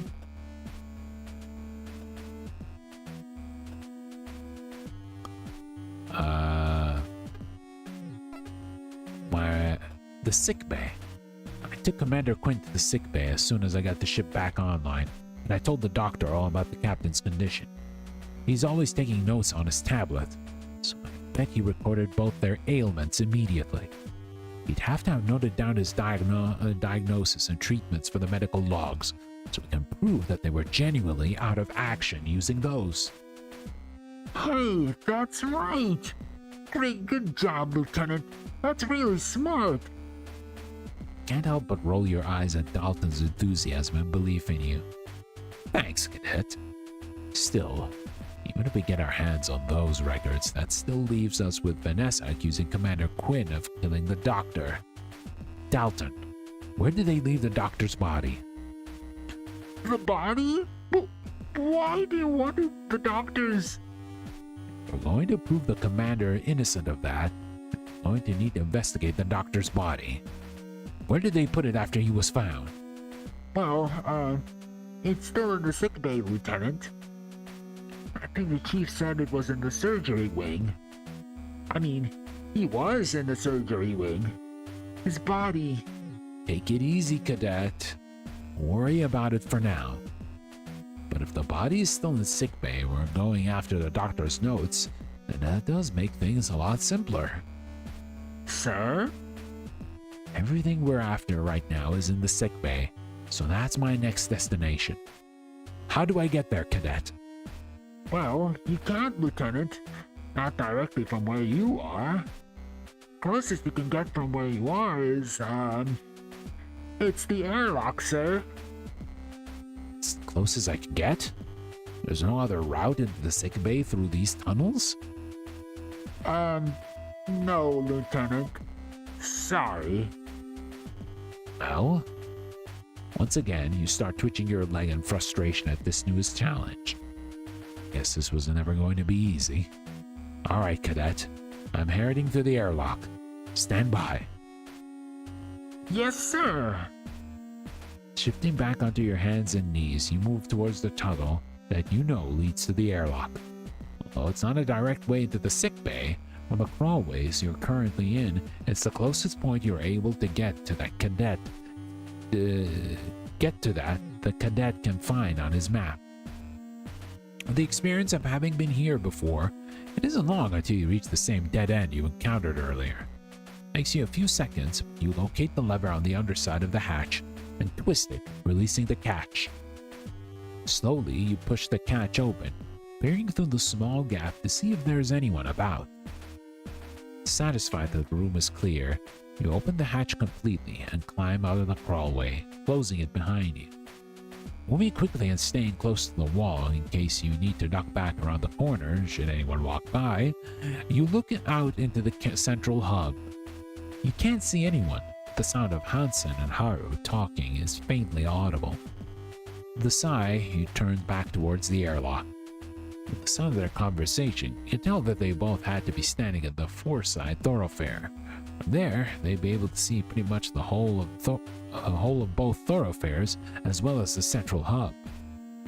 There'd be no way you could just walk up to the elevators without being spotted. You'd have to figure out some way past them. How? Well, we do have to figure out a way to get by past them, but that will be for next time, because yeah, it's getting a little bit late and we're probably gonna have to call it for here. A bit of a cliffhanger, unfortunately, but yeah, damn, almost every time we get to play this, the story like escalates in different ways. Yeah, I always knew Vanessa was bad news from the beginning. Yeah, hopefully we'll be able to manage to prove Bartermuse and Cassie's innocence as soon as possible. But yeah, guys, thank you all for watching tonight, either live or via the archives. Tomorrow, as mentioned earlier, we'll be playing some more Monster Hunter Rise. Gonna fight some more monsters, and we're gonna have a few more attempts against the primordial Malzeno, who is pretty difficult, to say the least. Hopefully we'll be able to vanquish him this time. But as per usual, before I go, let's see if we can actually raid someone. So don't go anywhere if you are on the Twitch side of things. Let me see if I can find someone playing a visual novel so that we would continue the theme.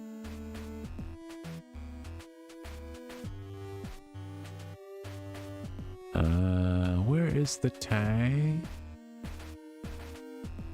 Alright, let's check the streams that are tagged with visual novel. Let's see who we can send you guys to.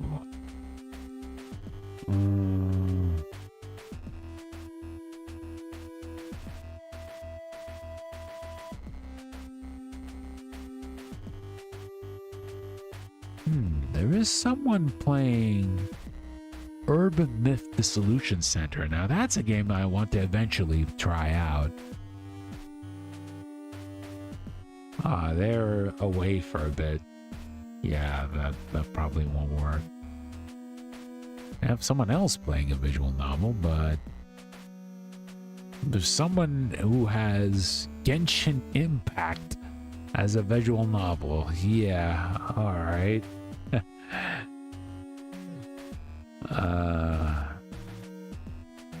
God. Yeah, I don't think anyone is actually playing this, though.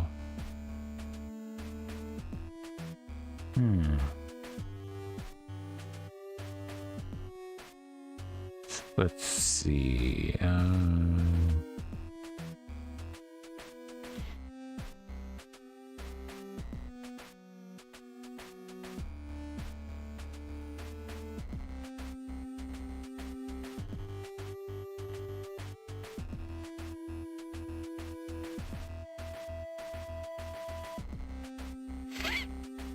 Yeah, it seems a bit difficult finding someone to raid, though.